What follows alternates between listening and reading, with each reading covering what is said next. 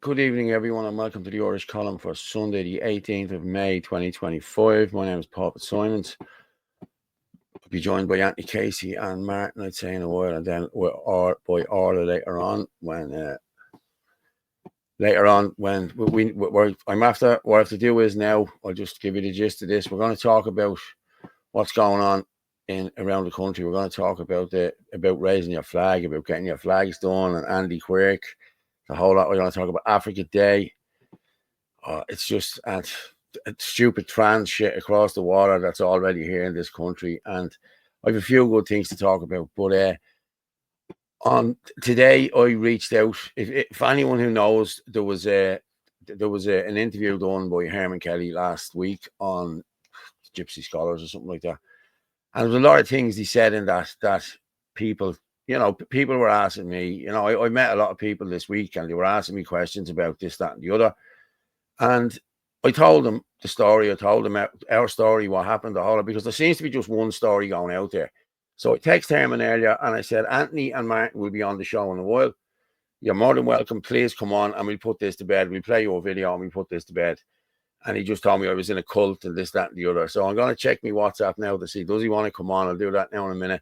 But I'm going to send out the invites now to the three lads. So we'll see how it goes in the next few minutes. Okay, so yeah. But I just want to talk just a little bit about Coolock. Okay. I'm just going to share the screen here now.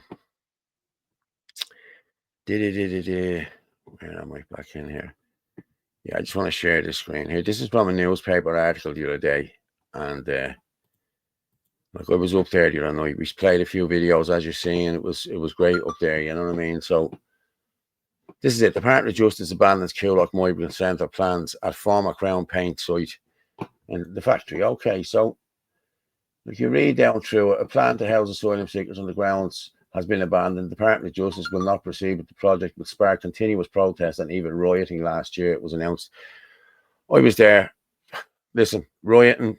As soon as the riot police got there, that's when the rioting started. So, draw your own conclusions there, people. You know what I mean? Construction workers suffered abuse and threats by trespassers. Again, that was Barry O'Kelly planted in there to get that footage that he won the big award for. You know what I mean? He's a slime ball. I swear to God, he's a slime ball. But this was all a setup from the word go. They knew when they were going in there, the whole lot. Like, you know what I mean? But what happened was... people have been there relentless all the time, and it's been brilliant. You know what I mean? They never left the gate. They've been there through thick and thin. Then you had other people doing other stuff behind the scenes. Then there was the court case. Then there was people donating. Then there was people looking after them from the chippers and everything. Exactly what one of the girls said the other day. Like, it was a really brilliant community effort and community spirit. But everybody should take note of this now. All you have to do now is to stay vigilant, stay at the gates, and get a court case going. I'm telling you now, because these court cases are working.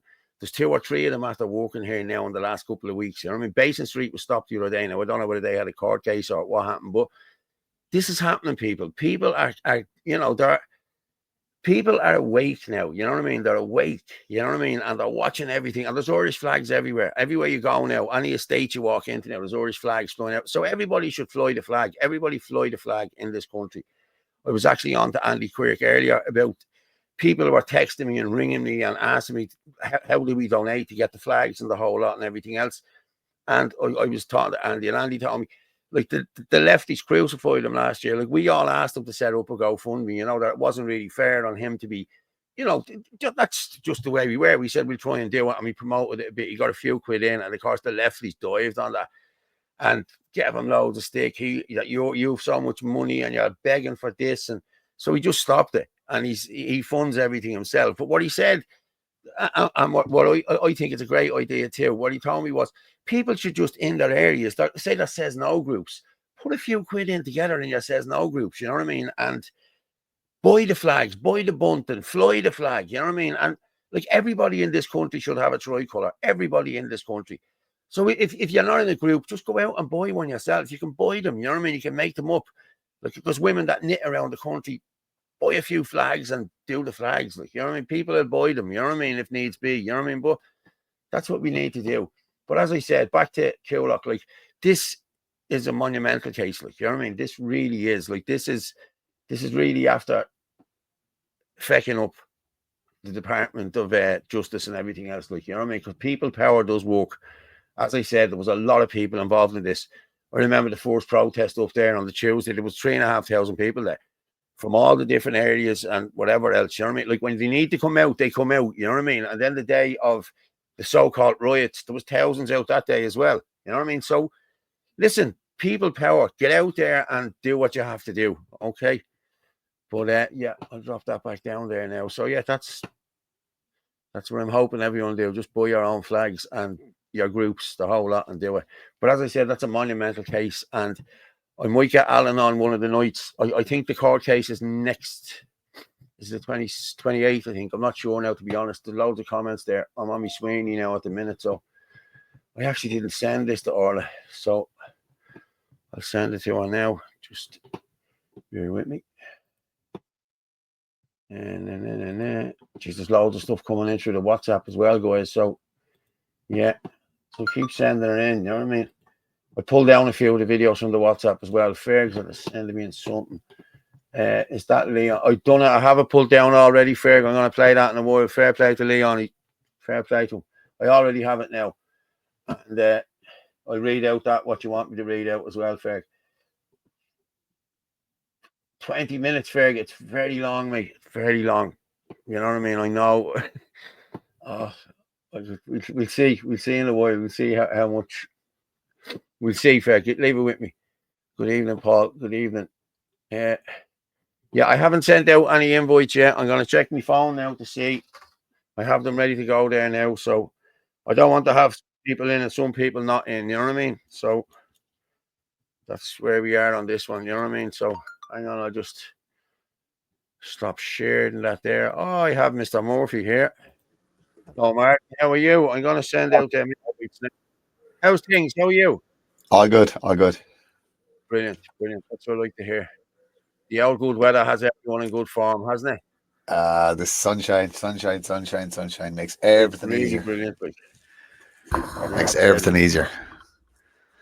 I'll just send that to myself so I can send it on. Yeah. But we're just talking about Coolock there, how monumental of a case it is. Brilliant. Listen, Paul, well done to you and all involved. Listen, everybody was brilliant up there, I have to say. Yeah. I know people fell out with people and everything else, but at the end of the day, they stuck together as a community and they got the job done. You know, they really did, and you have to hand it to them. You know what I mean? Absolutely people power fantastic. Does work, you know. Absolutely. And people power, not politician power or anything like that. It was the people that did that.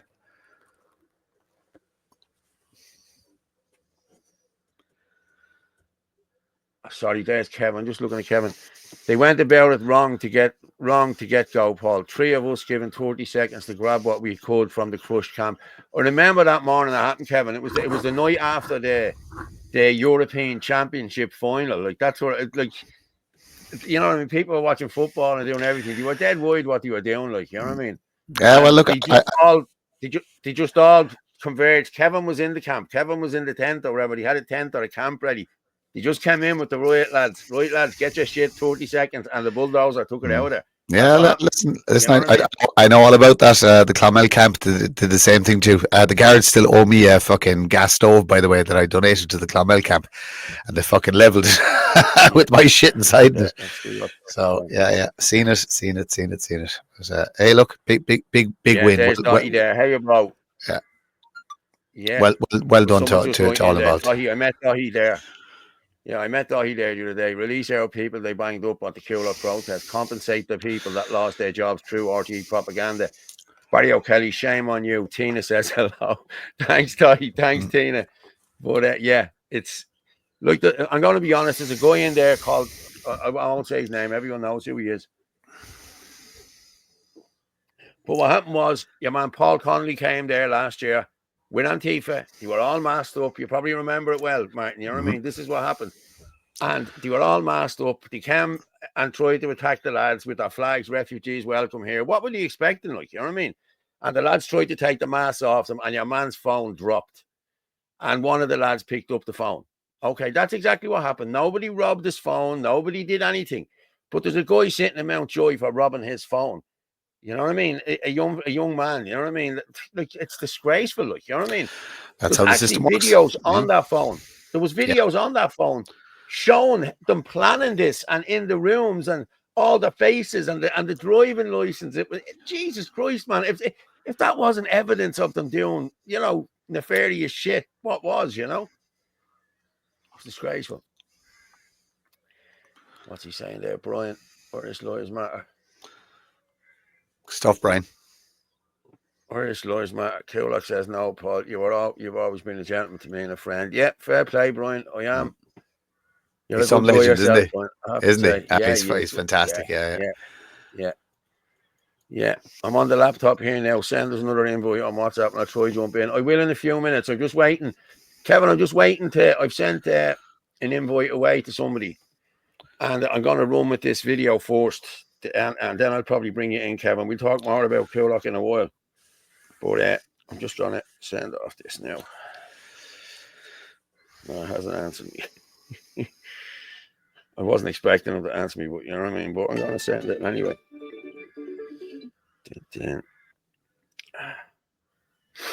Our special guest hasn't responded, no? No, not yet. Well, I hope he's our special guest, you know. I'm sending the link there now. So the link has been sent. And like I'm gonna read out for anyone who wants to know, okay. As I said in the intro when I put out on Twitter earlier, we'd be talking about this. But Herman did an interview last week on the Gypsy Scholars or something like that, and there was a lot of stuff he said in that. There was a lot of stuff he said in that was not true. That people are, and I'm going to be honest, I was at the Kulak camp the other night doing the videos and all that, and a girl said it to me about Anthony Casey and everything else, and I explained everything to her, what had happened and this, that, and the other, and she walked away from that camp thinking different. So people need to know the truth, and I'm all about the truth here. I'm an open book, you know what I mean? So, and I'm going to be honest with you, Martin, I'd probably believe all this shit, mate. I'm being honest with you, if I wasn't in the middle of it and I knew everything that was going on. This is, you know, this is what gets me. You know what I mean? And people aren't willing to sit down and have a coffee and listen to you. You know, that pisses me off. You know what I mean? Instead, like, a lie travels halfway around the world before people know it's a lie, and then by then it's too late. You know, it's I'm quite happy to live with the title of an insignificant little runt of a man. Yeah. I love it. Dumb and devious. Yeah, dumb and devious. Yeah. Well, what I did was I sent out a WhatsApp. I said, I'll be talking about your video from last Monday and the lies that were portrayed in it tonight on the show. Martin and Anthony will be on, and I'd like you to be there to verify everything you said and to stand by it under scrutiny. The lies need to be put to bed now for the unity talks to begin. I've spoken to lots of people this week who believe them and now they don't. Who believe the lies, like, and now they don't. You know what I mean? And I think the public should decide whether you are telling the truth or whether it's all lies. You know what happened, yet you spun lies to make us look bad. I will send you the link at 9 p.m. Can you please verify if you can come on to put this to bed once and for all? The lies and slander has to stop now, and so as we can move forward with the committee. Thanks. And he sent me back a video of him doing whatever and said, you're with the carpetbaggers now, dumb and devious. So I've sent the link. The link has been sent out, you know. It's but you know, it's just, Martin, the amount of people that believe this shit is unnatural. I'm not messing, mate. Doesn't matter. Doesn't matter. Yeah. Truth always comes out. The truth always comes out. Yeah, the truth does always come out. Yeah. And you know what? I don't have to ring people to spin lies.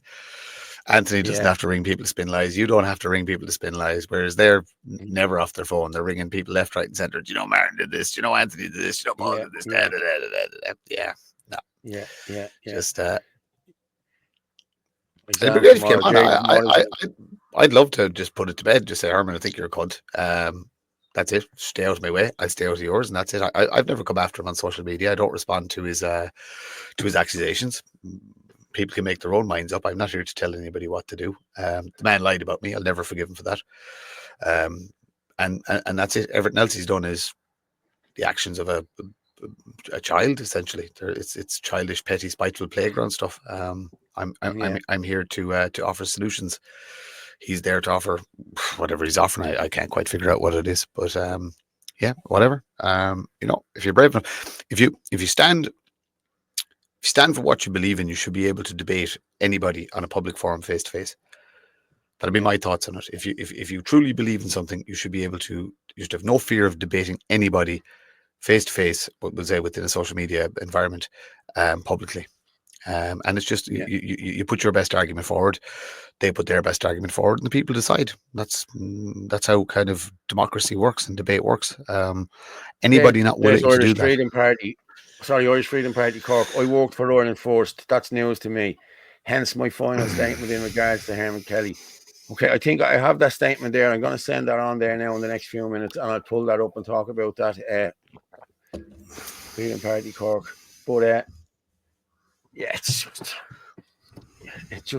just annoying. You know what I mean? It really is. Like, that's funny though as well. I mean, I know it's annoying, and Orla's had to go through an awful lot of crap and stuff like that. But it's very unfair on her.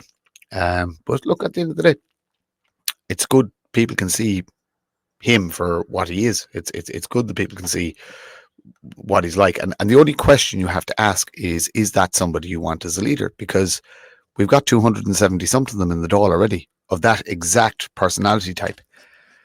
You know, that's what we have. So he's well suited for that life. But Irish people, is that what you want as a leader? That's a question you need to ask yourself. Yeah. I had a rough weekend. I'm a small bit hoarse. Yeah. I was with the kids were over with me there. We had a match out in Balbriggan today. Hence more colour. You know what I mean? So yeah. Yeah, you're getting. You want to be careful, Paul, because you're going to get hit with a fucking deportation order. I'm going in there and I'm going to just go no English. Well, yeah, you get a gaff. Yeah, you get a gaff for a couple of years, but be careful because we will send you home. Yeah. I am home. This is where do you want to go? Turkey, is it? Oh Jesus, yeah. I wouldn't mind being in Turkey now. I tell you, bit of crack over there. I started my holidays yesterday. This time last year, and yesterday was my wedding anniversary. Even though I'm not married anymore, it was still my wedding anniversary. So yeah, Marie, if you're watching.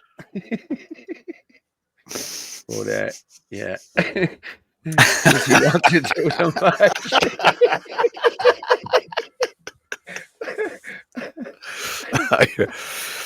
You're some bad fucker. Deportation. There's no Orla yet, so we can curse away. There's no swear jar. Yeah, we can curse. Well, I didn't want to bring her on while I was going to play this video. You know what I mean? Yeah. And you know, so I think will we go with the video just for a few minutes? And go on, fire it on. You know, we may as well. You know what I mean? And I'm going to stop it. Like, and we'll we'll just tell the truth at that bit. Okay, just bear with me there. Now we can still talk if you want. Yeah, I think over this. If you have any questions, we might try to get to one or two of them before we end. With all that said, welcome, Hermann. I suppose we could start. Just our conversation today is what is going on with the Irish Freedom Party? Are you still the president of the Irish Freedom Party? That's a difficult.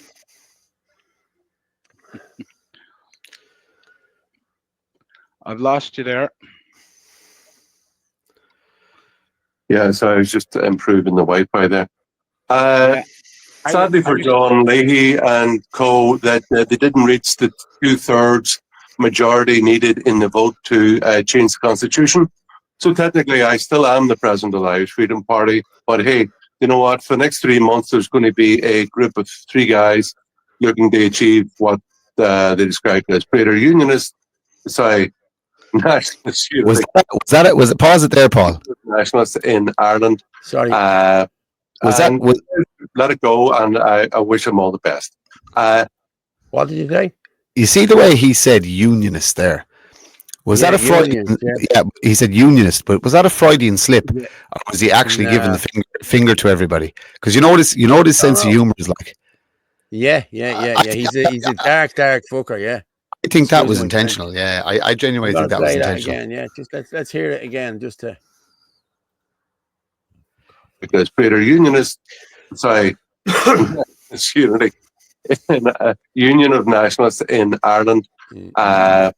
And I should let it go, and I wish him all the best. I myself, I think this heave from outside the party, with the help of people like guys, Anthony Casey and Martin Murphy, who left the party on the verge of being kicked out. Okay, did you hear what he just said there? You left the party on the verge of being kicked out. Yes, that's not what happened. He said. Yeah. But that's not what he said. He said you were expelled from the party. Yeah. In all his other tweets. This is the only thing where he says you've left the party.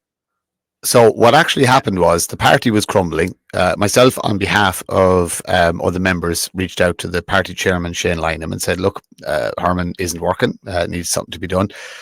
I started a WhatsApp group with Hermann and Shane in it, where I put a proposal to Hermann to basically step down, be the hero, make a public statement saying he was stepping down for the greater good of nationalists, stay involved with the Irish Freedom Party, stay on the Orla, and we'd nominate another president. And that was it. It was just, that was the offer. It wasn't a threat. It wasn't an ultimatum. It was literally an offer. Look, this is what we think you should do.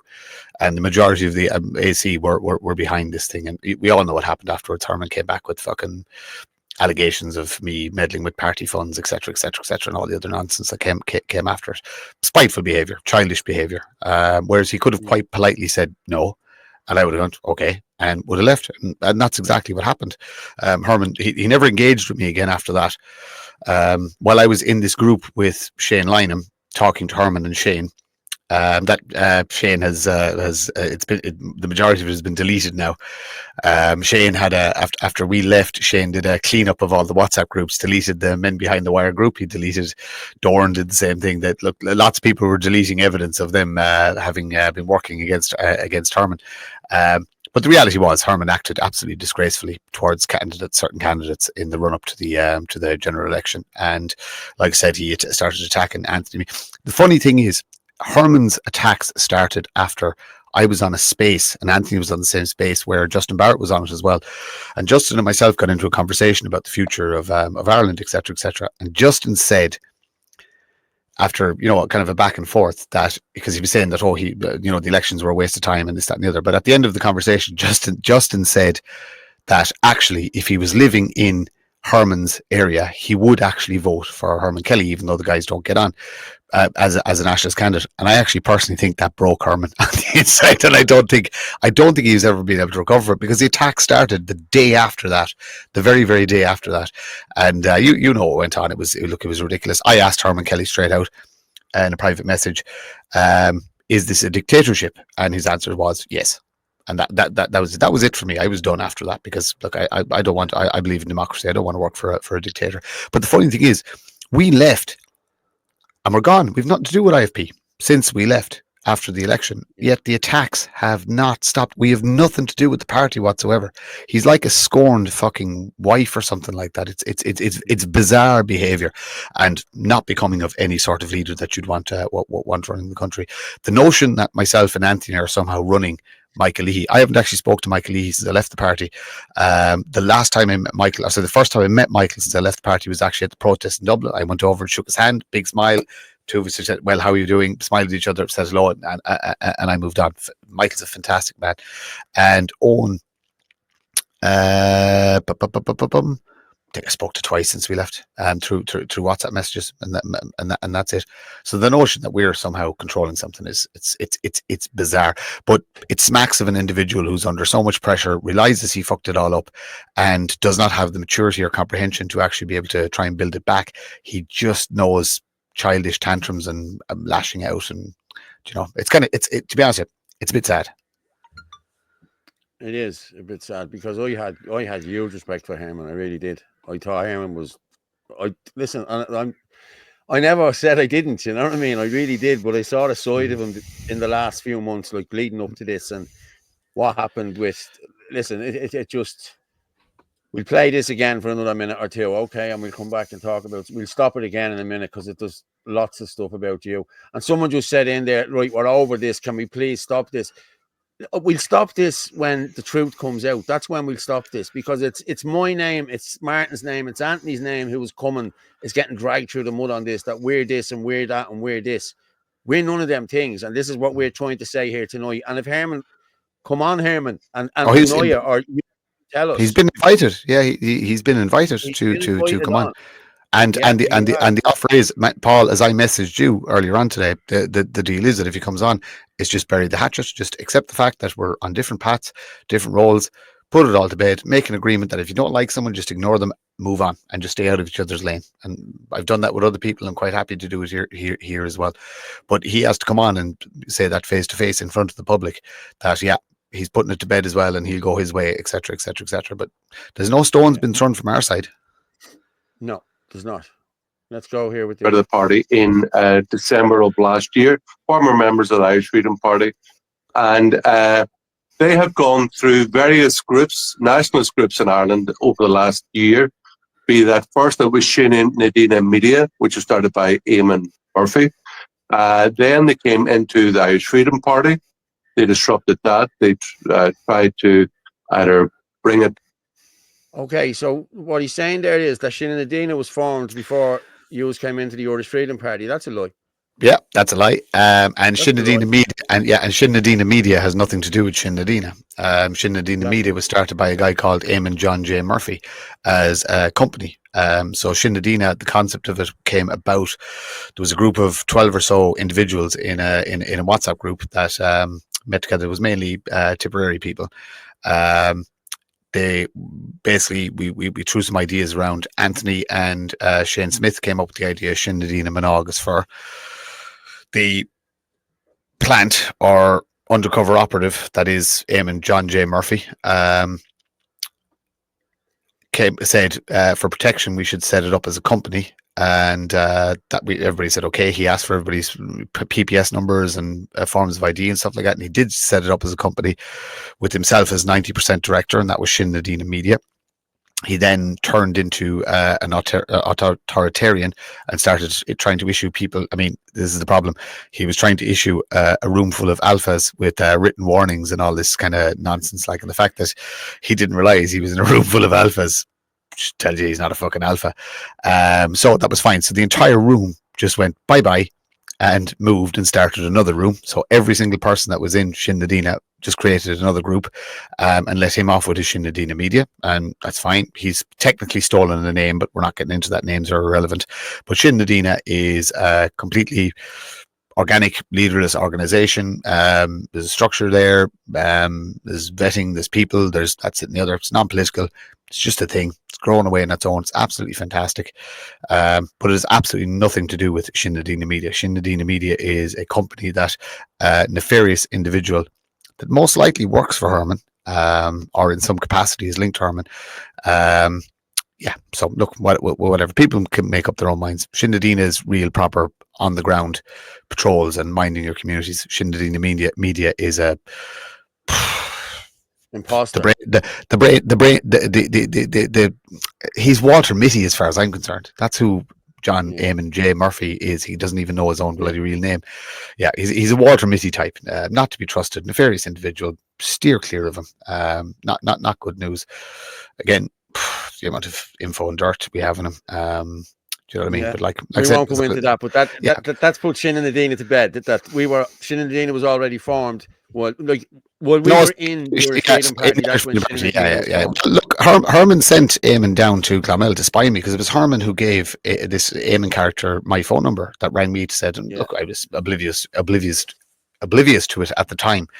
And you treat everybody at face value. And I introduced him to some of the Clonmel players because the Clonmel site was just ramping up at the time and the protests were just starting. He was sent on Hermann's orders, I would say, more than likely as a spy, just to see what we were up to. But we weren't up to anything. It was a case of we were just trying to get a says no movement going in Clonmel. Yeah, that was it. So hang on, we move on. It gets better. It gets better. Down or take it over, and they're still at that, of course. And then finally they moved on to Ireland First, which is started by Derek Bly. He was a bit tired of politics, but the way that it happened and the way that Irish First members were treated was very badly by Murphy and Casey. And I don't think what has happened in Ireland First is quite over yet, because I certainly know that people like the Deputy President of the party, Alico McGuire, etc., are very unhappy about what transpired in Ireland First. So I don't think that Casey and Murphy and co are out of the woods when it comes to that. So basically, they've gone through 3 different political nationalist groups in Ireland, and they've tried to either overtake them or bring them down. And that's still a matter in progress in the Irish Freedom Party. But I myself, I'm still a member of the Irish Freedom Party. I will remain a member of the Irish Freedom Party, and I will be helping to build up the party as best I can. Because what's that old one in quizzes? I've started, so I'll finish. I hope to increase the reach and vote of the Irish Freedom Party going forward. And the thing is, I'm very good friends, as I said, with nationalist leaders like Malachy Steenson, with Derek Bly, with Gavin Pepper. And I think this heave-ho came at the very wrong time, because just as we were getting very close and saying, look, guys, we should all be in the same political party, because there's not a snitch of difference in our political viewpoints. They're very, very similar. And really, it would be better off not as independents or as separate political parties, but as one unified political party. And so, well, hey, that still may happen in the very near future. So we'll just have to wait and see. It's not, the thing is, life, Positive. it's not up to me. It's not. Just like what was okay in your time in the IFP, what was Hermann's take on unity? Because we put this to him as well, that we had started talks and negotiations. What was Hermann? Well, other than the fact he sat through the meeting making faces like a child. You won that meeting where he was making the faces and shaking his head and literally acting like an absolute and utter spoilt brat while we were discussing how we would approach and reaching other parties. That man has no more interest in unity than the man in the moon. No. I mean, he never had. In relation to the Ireland First stuff, we're not talking about that, because there's an ongoing issue there that we have to watch our P's and Q's about. But what Hermann Kelly said there is absolute lies. But like I said, it's a matter that we're not going to discuss publicly at present. Yeah, he never wanted unity. He was the only one who didn't join the National Alliance. Why didn't he unify them? Well, Hermann wanted everyone going under the IFP banner. That's what Hermann wanted. Hermann was willing to step down and Derek Bly take over. But once they all went under the IFP banner, and at the time it was a great brand. It really was. I'm not going to knock it. It was a great brand.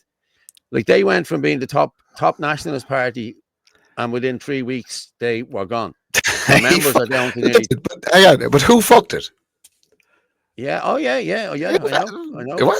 It wasn't any of us. It was not any of us. No. He brought fucking poor Mahari to the Ardèche, and then when the heat came on for having an African speaking as a fucking an expert on migration, when the heat came on, he fucked that poor man under the bus. And I mean, fucked him. And I spoke to Harry off the fucking record. I know exactly what happened. He fucked him under the bus. And then literally spent the next couple of weeks and months shitting on all of his fucking own candidates. Just not leadership material. No management skills whatsoever. No people management skills whatsoever. And I'm going to be honest, as I said to you earlier, I thought he was brilliant until I saw what had happened in Kilkenny and all the shit that went on. I'm not going to go on about that because Orla already spoke about that a couple of weeks ago.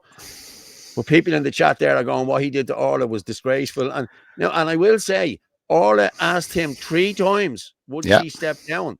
And he said, no, you're the candidate. 3 times. The screenshots, the text messages are there. I'm not going to start showing shit up here, but like we have all of the documents. We have all of it. As they say in America, we have it all. We finish off this one now. Eddie O'Grady, what's Eddie saying? Anybody that can read any body language can see Hermann is blatantly lying. It is more than obvious. Yeah, Hermann is so popular, he was voted down 108 votes to 66, and that is the members that are left. Yeah. You know, that's probably 80% of the membership now. You know what I mean? You have to remember he reached out to ex-members as well. So people who used to be in the party, he reached out to as well. Now, Paul, did you get an invite to vote? I didn't. No, I didn't. But friends of mine did that were in the party. See, there was a lot of friends of mine joined the party when I was in the party. And when I left the party, they never renewed their memberships. I think they're coming to Ireland first now. I don't know. You know what I mean? But so there's a question. But there's a question to be asked. Who went through? So number one, who went through the list of ex-members to decide what ex-members could be invited? And number two, from a GDPR point of view, IFP, why were you holding contact data of ex-members? Because you really, really, really shouldn't have been. If they're not a member anymore, you should not have had their contact details. Shane Lynham, that's for you. Yeah, I don't mind. Right, we move on. It's all about me. There's many other people doing their own things and making their own decisions, and I have no control over that. People make up their own minds and they make their own choices of direction. So we'll have to see how it goes. But I'm pretty upbeat and pretty enthusiastic about the next few months. Were you surprised by this? This take you by surprise? What happened? Or was there a build-up? Could you see a build-up coming to it? Yeah, well, Casey and Murphy, I call them dumb and devious, through that they came. Now, I thought in my naivety, that this kind of ruptions within the party over the selection of the candidate for Carlo Kilkenny in the general election, which had been Orla Donohoe, who wasn't very capable, and Luke O'Connor, who's a very capable and intelligent guy, and a very straight guy as well. That I thought it was over this, and then so-and-so was friends with this person, that person, but no, I was completely wrong in that. What I found out even in the last month is that Casey and Co, especially Casey, came into the party at very short notice. I believe it was in May 2024. And by June 2024, they had a private WhatsApp group where they were talking on it behind my back and other people's backs. They had a little WhatsApp group among themselves of election candidates who were scheming and scamming to either take down or take over the Irish Freedom Party. Sorry, Paul, just will you pause there for 1 second, just so people know. Hang on, July 26th, I believe. So the name of that WhatsApp group was called The Men Behind the Wire. That was the name of the WhatsApp group. That group was created by party chairman Shane Lynham. So that's who created that group. That group was created after I went to Shane and said, Shane, there are a serious amount of candidates talking about leaving the party. They are very, very unhappy with leadership. So he's talking about the scheming in this. It was the chairman who started that group with the intention of, at the time we thought it was in good faith, but he was obviously intel gathering because I think he wanted the throne for himself. But that's who created that group. The sitting chairman, Shane Lynham of the IFP, created a group called the Men Behind the Wire, where he added all of the people who were disgruntled, and we discussed how best to approach we'll say democratically removing Hermann as party leader, and that was the plan, to literally vote him out, have a vote of no confidence, which is perfectly legitimate in any political party whatsoever. And then before we went to that thing, I offered him, Hermann, do you want to just step down so it doesn't look as embarrassing? But anyway, that's what that group was. Party chairman Shane Lynham created a group called the Men Behind the Wire. Go get there, Shane. Well, there you go. Okay, there's another thing you can put to bed now, people, because more bullshit. It's like, seriously, look, his eyes are turning brown from the shite he's talking, lads. Let's be honest about it. Like, it really is bullshit. But as I've said, people are believing him, and important enough people in the movement are believing him. That's what's annoying me. You know what I mean? Like, people are ringing me all the time. Oh, what are you doing with Casey and Murphy there, this, there, that? Like, lads, they're not. I've been with him. I was privy to all of this. I'm here. I was the candidate.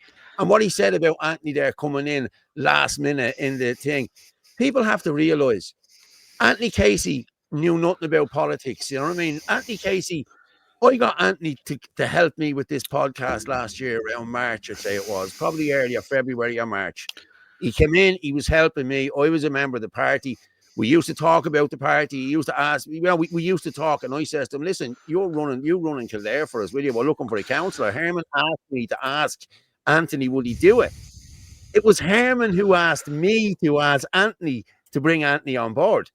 Like, he didn't just, you know what I mean? And Anthony did come in 3 weeks of a campaign is all he had, and he done very well. And then Anthony got, I think Anthony moved, I don't know whether he moved on to the AC after a few weeks or a few months or something like that. He was voted into the AC because he was so good. He was a good fella. They all loved him. There was nothing like Anthony Casey. Let's be honest about it. You know what I mean? That's what happened. And then when we challenged Herman's leadership, he started all this crap about Shin and Adina being a vigilante group, and that yous were joining another political party. You were trying to do all bullshit.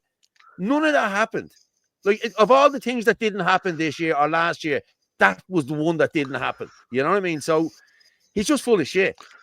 You know, so I'm hoping this is putting this to bed for people. You know, like, we're up to 800 there nearly now. So, yeah. Will I continue on here for the last minute or two? So we may as well. As he said, we've started, so we'll finish. Hang on, I'll just play the rest of it. And then after the general election, they had a big heave-ho where they basically threatened that I was going to step down and nominate Casey, or they were going to do this and they were going to do that to me, and they were going to humiliate me in public and all this. And I refused. And so off they went. And but Martin Murphy, the devious character, he is pretty cocky little runt of a guy. He's a very cocky little guy and up in public. But oh yeah, well, we may have left, but we've left a number of our friends still inside the party and inside the Orla to do you damage. So that it was true. People like Owen O'Sullivan, etc., still who were in the Orla until recently, were there basically working for them, and he was there as the cat's paw for Michael Leahy, the guy who put this motion out in public into various groups, etc. And of course, if it had been something just to do with the party, it would only have been circulated among party members, but it wasn't. It was put out in public. It's not personal, but of course, Michael Leahy was very happy to mention my name every time. Okay. Who was the first person who put anything out in public here? Like, seriously, like. So like literally, Jerry O'Neill. Yeah. Like, your man Jerry O'Neill. Why didn't he ask him these questions? You know what I mean? It was like, this was like a Joe Biden fucking interview. That's what it was like. I am actually going to reach out to Jerry and ask will he have myself or Anthony on just to rebut this stuff. Yeah. But the funny thing is that Herman, he went pure lefty there. He went pure victim. I literally gave him an offer. I said, you know what I mean? That, look, people aren't happy with you. There's going to be a vote of no confidence. Would you rather step down, the hero, and say, just go out and say you were stepping aside temporarily for the greater good? And that's actually what I said. What I said, you can actually be the hero of this piece. Step down, say you're stepping aside for the greater good. Stay on the AC. Keep doing what you're doing. We'll just have a new face. And he never spoke to me again after that. He never, ever spoke to me again after that. That was the last. That was the last message. And at the same time, in that group, while Shane was defending Herman in the group I set up with just myself, Shane, and Herman, Shane was privately messaging me at the same time, saying, "Oh, go on, keep going, keep at him, keep at him." But as we realised, Shane was doing that with everybody. So Herman got played by Shane. Shane was playing Herman, and all the rest of us who actually all we wanted to do was do what was best for Ireland. We're literally just pawns in this. The whole thing was just a cat and mouse game between Herman and Shane. I don't know if Shane just wanted the throne or is Shane just a fuckwit who doesn't know what he wants. I genuinely don't know, but he needs to be called out as well because he did anything no favors. The worst thing is if Herman Kelly, look, I come from a management background, right? This is what I've done for the last 25 years. I manage people. That's what I did for a living. If you have assets, you use them. I actually said it to Herman one time. He was ringing and giving me a slap in the knuckles over something I said or something like that. And I said, Herman, you just have to point me in the right direction. You just have to tell me what to do and I will get it done. It's as simple as that. That is the nature of my being. Herman did not know how to use the tools that he had in front of him. He had the best candidates, the best party. And literally, if he was a better people manager, IFP would be massive now. We wouldn't have to even think about other nationalist movements. IFP would have been the biggest nationalist movement with the best candidates, and we would have just attracted more and more people. Herman, due to poor management skills, or I believe it's actually insecurity. I believe he's very threatened by anybody he deems has potential to outshine him. And nobody was trying to outshine him. I have no interest in any of that shite, and neither does Anthony, or none of us do. We're just trying to do the very, very best we can. But he squandered. This is the killer. He squandered, regardless of what type of human being he is, and my own personal thoughts on him. He squandered possibly the best political chance Ireland had last year because of his own pettiness. And it really is as simple as that. He couldn't keep it in house. He was dissatisfied with what was going on. That's fine, because people were challenging him. Rather than keep it in house and try and manage the situation, straight away, lies and accusations publicly. And see, this is why I'll never forgive the man. He publicly accused me of something that was untrue.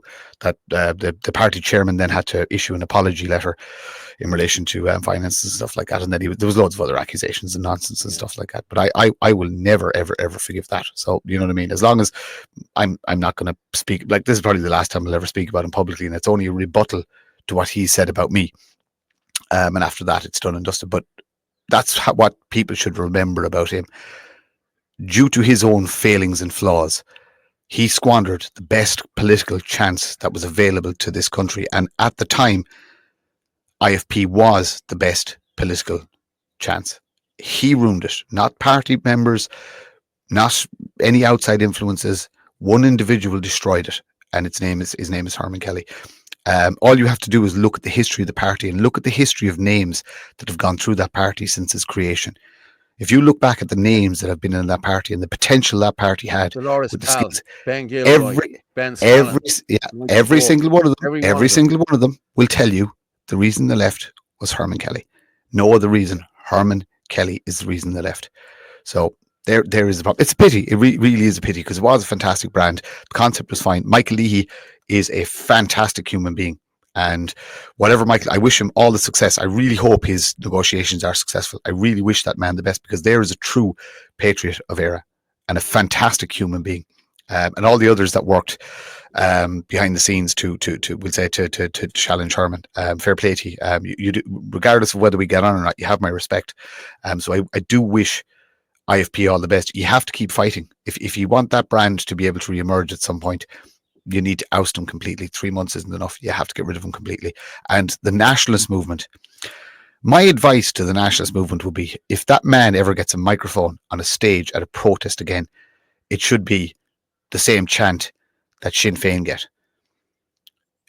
He should be met with boos when he gets up on the stage, because the harm he has done to nationalism is unmeasurable, absolutely unmeasurable. Rant over. Right, we'll finish up now. I tell you, there's only a minute left, so we'll finish this minute, and that's it. We're over. And so I believe it was part of this Casey Murphy push to get, for them as two guys, to get control of the nationalist movement and their march through the various nationalist groups that we have in Ireland. But you know what? People have seen what they've been up to, and people are very unhappy. People outside the party as well are very unhappy what has transpired over the last number of months with this group of people. And I can tell you that Derek Bly, Malachy Steenson and Gavin Pepper, who rang me there on Sunday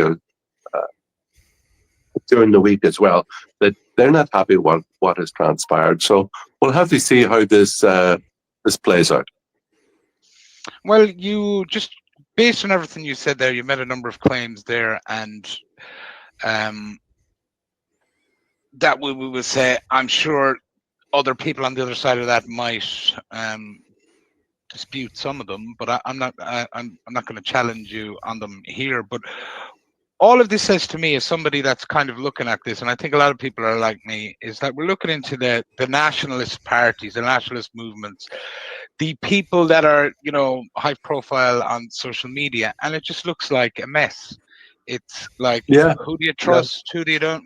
Like, Yeah. one question I would have for you here, because you mentioned Malachy Steenson there and Gavin Pepper.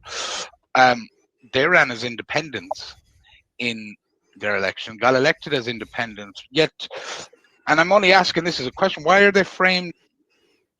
Yeah. All right, let me just bring that down. Yeah, the question you asked, that why are they framed as nationalists? You know what I mean? Like, as a party, he sort of framed them as a party, and he shouldn't have really. But that's the only hard question that he did ask. But again, Anthony, hello, how are you, buddy? You all right? How you doing, guys? Can you hear me okay? New laptop there, checking the mic. I see you have your Jewish cap on there. It looks like you have one of them Jewish caps. Oh, God. Oh, no. Oh, no. It won't stop. Squiddy's going to be on. There's going to be Squiddy images all over the place. It's all right, Anthony. When it all goes grey, you look grand. You know what I mean? Yeah. It's just you're getting a few grey. I have a bit of catching up to do on you, you know, but we'll get there. Yeah. Looking right you have. People are probably confused. Yeah, we just went through a few things there and put a few truths out there. And listen, I did ask him to come on himself. He wouldn't come on himself. He didn't come on himself. So I hope people sitting at home now watching this, or when this is shared tomorrow, or anyone else watches it, that you'll know that this was offered. The hand was offered out for him to come in here tonight and to back up everything he said there. But again, Martin, you two guys need to go on there to that to talk to Jerry O'Neill. That's good. Jerry's podcast is actually great now, Curtis. I have good respect. Yeah, no, I know it is. I know it is. Yeah. And as a host, he does let his guests speak like that. It's very fairly good form. You know what I mean? So like, I can't fault him there. I would have liked that Anthony got the offer to, or myself would have got the offer to come on and speak. But anyway, look. Yeah, look, and it's important for me. Look, everyone could see that I made a vow shortly after the space we did last week. The three of us were on it. That I wouldn't focus on the negativity going around. But it is, Paul and Martin have highlighted the truth here. And that's different than throwing digs at anyone personally. It's just, you know, look, there's a lot of things that's been saying publicly, and anybody has a right to put it right, set the record straight.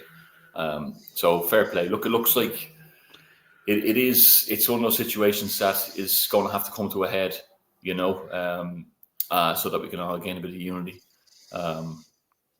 Who will be in that room? That's the big question. I don't know, but yeah. Look, to be honest with you, that's the first time I'm listening to all this. I didn't listen to that podcast. You know, I spoke to Michael Lee during the week, and he said, you know, did you hear such stuff? No, I don't care. There's too many little voices out there. It's not worth my time, to be honest. You see, the problem is with me, Anthony. So, like, the problem is with me. I know it's lies, so I have to call her out. I have to call her out. Look, you know what I mean? That's your job. You're the host of this podcast, this show. This is the biggest national show in the country. You know, so you pull it apart. It's live. It came out this week. You're doing the news this week. It'd be strange to omit it and not add it in. So look, no, you're dead right. You call it out as it is. I just hope that we can kind of get a bit of stability among the movement, and we keep growing and building. Okay. I think the public have spoken in the comments. Yeah. Is that put to bed? Put to bed? I think it's put to bed. I think it's put to bed now. I think that's put to bed now. For anyone who had any doubts, if he was going to come on, listen, this is a controlled environment here. Like, there's nobody else going to be shouting. Like, I wouldn't let the lad shout. Everyone gets to speak here. So, listen, shame on you for not coming on, mate. You know what I mean? I think it's been put to bed now, so I think we're going to move on. What do you think? That's it. Poor Herman to the Labba. Yes, I think you're right. Okay, lads, we're going to move on. What do you think of this? Africa Day today. Something good is coming my way. My way. Every day I wake up, Down inside I'm getting closer, I'm closer. Anyhow that they fight with me, all the stone that they throw at me, all of them try to pull me down, they making me stronger. All the places that take me to, nothing can pull me down. Like, we're supposed to, like, this is our country. Like, just come on. Why don't you just come over here and play Irish fucking music like we have to do over there? You know what I mean? We have to do what you want us to do. Where were all the Irish people through the Africa Day celebration? Because in our St. Patrick's Day, there is numerous amounts of other ethnicities through our Paddy's Day parade. So where were all the white people? Where are all the white people at? No, but that's just it. It doesn't happen that way. You know, it doesn't happen. We know what way it happens. It's the college indoctrination model that they have now. You know, diversity and DEI above all logic. Yeah, it's a disgrace. You know, I'm trying to get my younger two kids into schools and my eldest kid into a secondary school, and I'm going around looking for a school that has no pride flags, a school that has no halal only meat. You know, that's what you have to do in Ireland. A school that's not afraid to say Christmas festival instead of winter festival. And I see people for profit now are trying to get rid of all the sacraments from the schools. It's very easy to see what's going on and who has a hold of it. And unfortunately, so many people coming through. You know, there was an interesting study done during COVID that they said initially they got it wrong. They said the most intelligent people, you know, were the ones who took the jab. Did you notice that? But it wasn't. It was the people longest in the education system. And what that did is they gained the trust in these organized governmental organizations, and they were too naive to see that people would have their own interests at heart. So that's exactly the way we can see with the colleges and who's complicit now. Teachers straight out of college, they think it's all about diversity and, you know, all that. You know, soccer against racism. It's not just soccer anymore. But whatever about Africa Day, the odd time. But that St. Patrick's Day parade, and, you know, I saw it myself in Carlow. It's ridiculous. You know, people are afraid to say anything about it as well. They're whispering, you know, parents are whispering at the playgrounds. You see that? Like, and you know what I say, and I said this the other day as well, people should stop being afraid. People are afraid what their neighbors think. People are afraid what their work colleagues think. They're all terrified to say, just come out and say it. You know, this crime's gone through the roof. Another attempted attack on a child in a buggy this week, wasn't there, Paul? Like, you know, things are too high risk for you to be worried about what someone thinks of you. You know, we're doing it, so just do it. Just get on with it, so we can stop this. Have a look at that flag there. Watch this: Irish, English, Irish, British, European, American, Palestinian, Ukrainian, gay, whatever fuck that is, and the pedophile one. And then it comes down, look, and they all turn into a tricolour at the end, because that's what has come into this country and around it. Isn't that disgraceful? You know? It's horrible, isn't it? It's true. I know it's true. And then you have, hang on, have I got this one? I might have. Then you have this fella here, Peter Tatchell. See the little slimy fucker in the back there? That's Peter Tatchell. Yeah. That's James Conway. I think that's the ex-president's son. And the bloke over here on the left with the long hair, he's on the National Council of Women. Now, he's a man. And he's on the National Council of Women, you know? But it seems Peter Tatchell got arrested today. There he is, look. At a Palestinian protest today. He got arrested today. Exclusive Palestinian protester. Now, what I will do is, sorry, hang on, I get rid of that. What I had another one there of a Palestinian. Is it? Hang on. There you go. That's what Palestinians do to you and your flag and your everything else. You know what I mean? So to be standing there, you know, shouting Palestine, Palestine, this is what happens in Palestine. You know what I mean? So for Palestine movement, you know. What a load of shit. You know what it is, Paul, as well. It's like how far can they push it? It's like a test, you know, how much can we convince people, you know, even though it's against all of their well-being. The Overton window has truly shifted in the last 3 months. I was what you drop? And is it broken? Never mind. Yeah. Never mind. I was sitting eavesdropping on a conversation earlier on today, and it was three people that maybe they'd be fairly normally, you'd class them as just normal, average, John and Mary's, like, you know what I mean? And they were going through everything. They were talking about chemtrails. They were talking about indoctrination in schools. They were talking, and these are not conversations people would have had in public in a rural pub earlier on. We'd say even this time last year, and I was just sitting there with the biggest smile across my face, going, "I'm not even getting involved. They don't need my tuppence." They were hitting all the right marks. So look, people are awake. It's taken a while, but the majority there, I reckon, the Cork March could be as big as the Dublin one. You know what I mean? That people are going to get out on the streets and say enough is enough, and we're going to start seeing a shift in policy. What do you make of this? Just on the Cork March, seeing a couple of things go up, say Gran Heron added to it. What were you saying there? Sorry. Maybe it's too early to talk. Look, whatever. Names are names. It's all just names and banners and this, that, and the other. And you could argue waking up. You could argue it was called for nefarious reasons. It doesn't matter. Let's go, show up. We're Irish men and women on the street, and that's it. That's all that matters. Forget the banners. Forget everything. What's that forget for, who you're young man? What's it for? No, we're just talking about the protest in Cork. It's got a tagline now. Gran Heron, as you're just alluding to. Well, what is it or who is it? But I'm just saying it doesn't matter.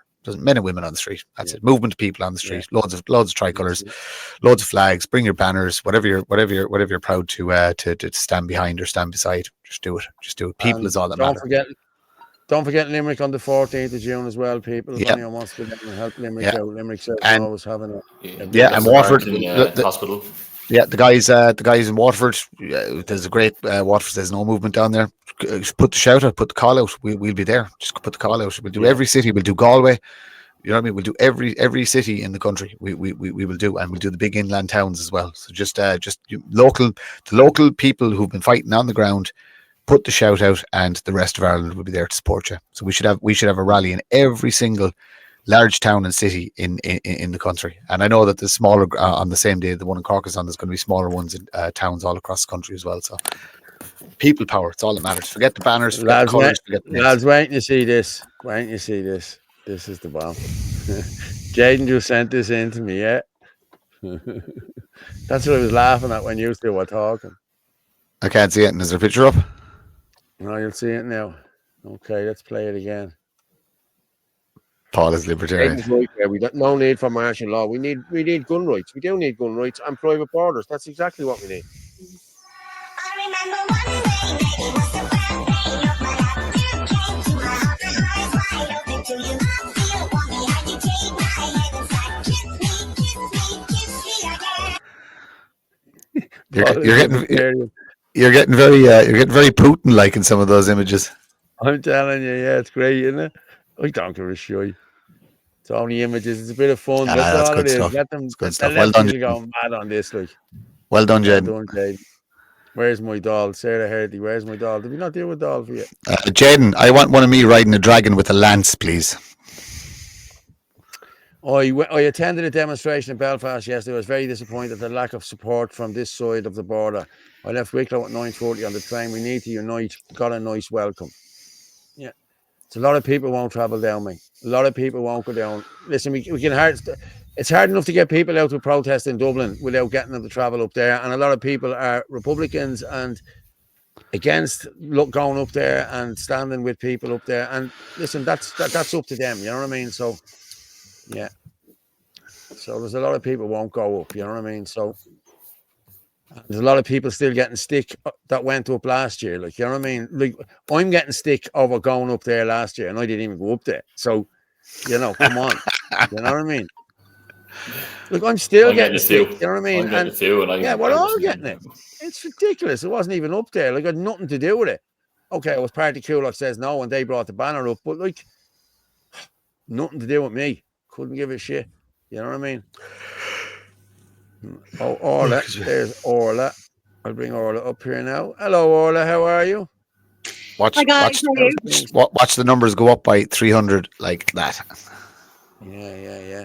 three. When I see you again, the amount of bad language for the first hour is absolutely disgraceful. You get a clipper on the air when I see you again. Yeah, see, we didn't have you on. That's Anthony, why. have you done your speech yet?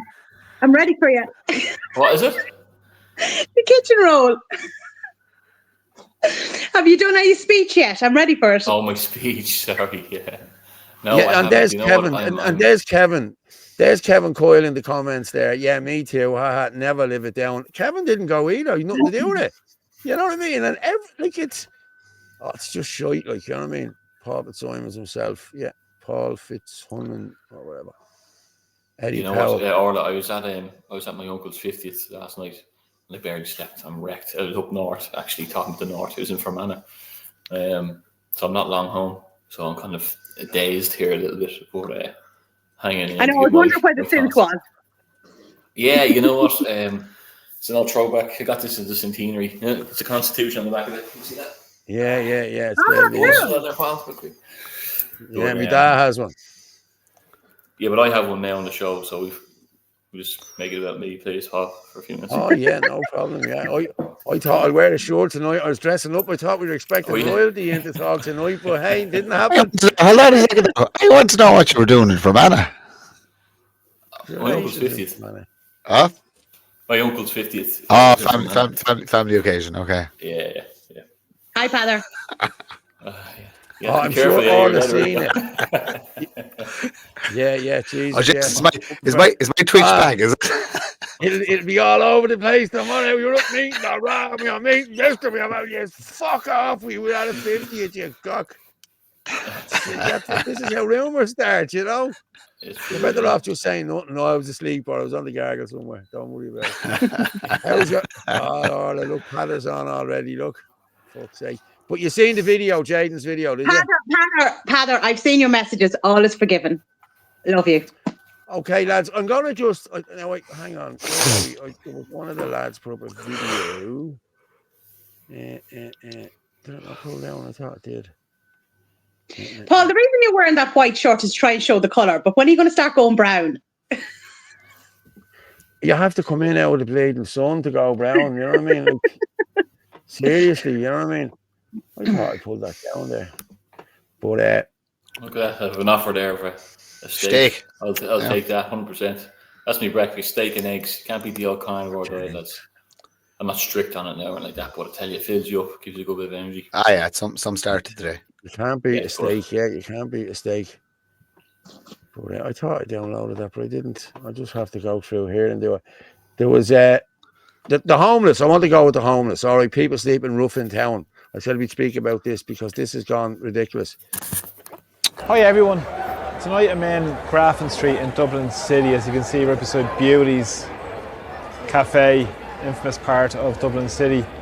And tonight I'm highlighting the reality of Dublin City. As you can see behind me, there's a man that's sleeping in a doorway. Now this is catastrophic in Dublin City when you consider what's the economy that you tell us is doing so well, and so many people in our society are doing quite well from what's going on from government policies. And of course we've seen homelessness escalate. In particular in 2023 there was over 40 people died in the streets of Dublin.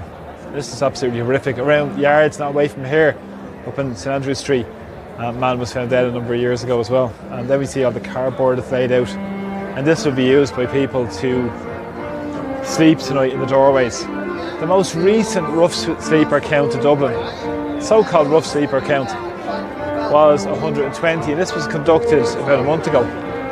And that would encompass the 4 Dublin Council areas such as Fingal Council, South Dublin County Council, Dublin City Council and Dunleary Rathdown.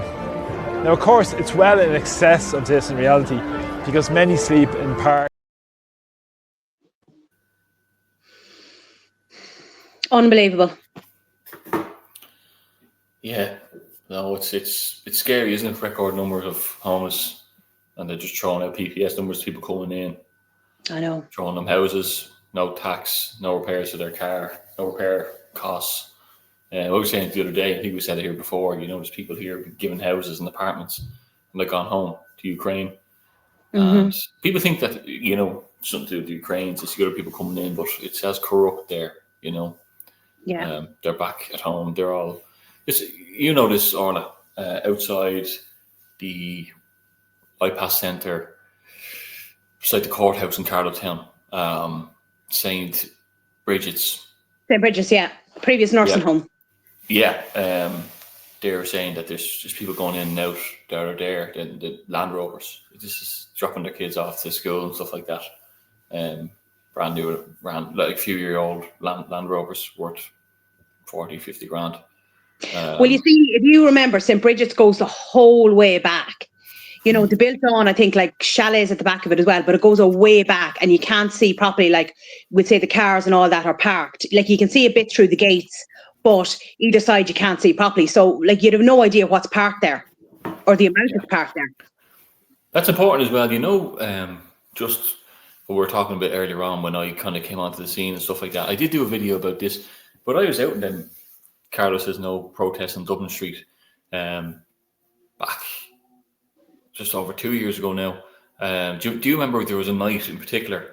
They had a guy from RTE. I can't remember who he was. He was on a kids program, and he came. He started trying to push and shove people, and then as soon as he turned up on one side of the road, RTE turned up on the other side. There was a journalist there. It was really interesting. If my friend Paddy is watching, he'll know the name of who I'm talking about. But that was a night as well. Kelly, no.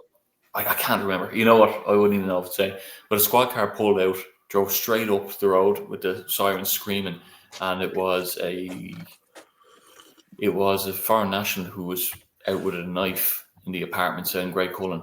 He was out trying to drunk and swinging at people. Oh, yes, that was last year. We were outside the Friary, yes. Oh, that was so funny. I don't mean funny, ha, but like there was hundreds of us on the streets, right? Yeah. And the guards kind of were keeping an eye on us, thinking we were going to be the issue and the issue and the problem. And then a load of Garda cars go flying down, right? Yeah, to go after this would have been the year before, because I wasn't part of the party. I was working at the time. I was going there, but I wasn't up on the stage. That was early January of last year, because that's when I started, being involved in the protest. But I do remember that night. It was gas because, here they were thinking we were going to be troublemakers, and there was no trouble at those protests. It was the exact thing we were worried about was happening. The foreign guy with the knife. There. Yeah, 100%. Actually, Paul, just when you're talking there about the homeless, I just sent you, I think I sent you a screenshot there in relation to, is it the City West Hotel?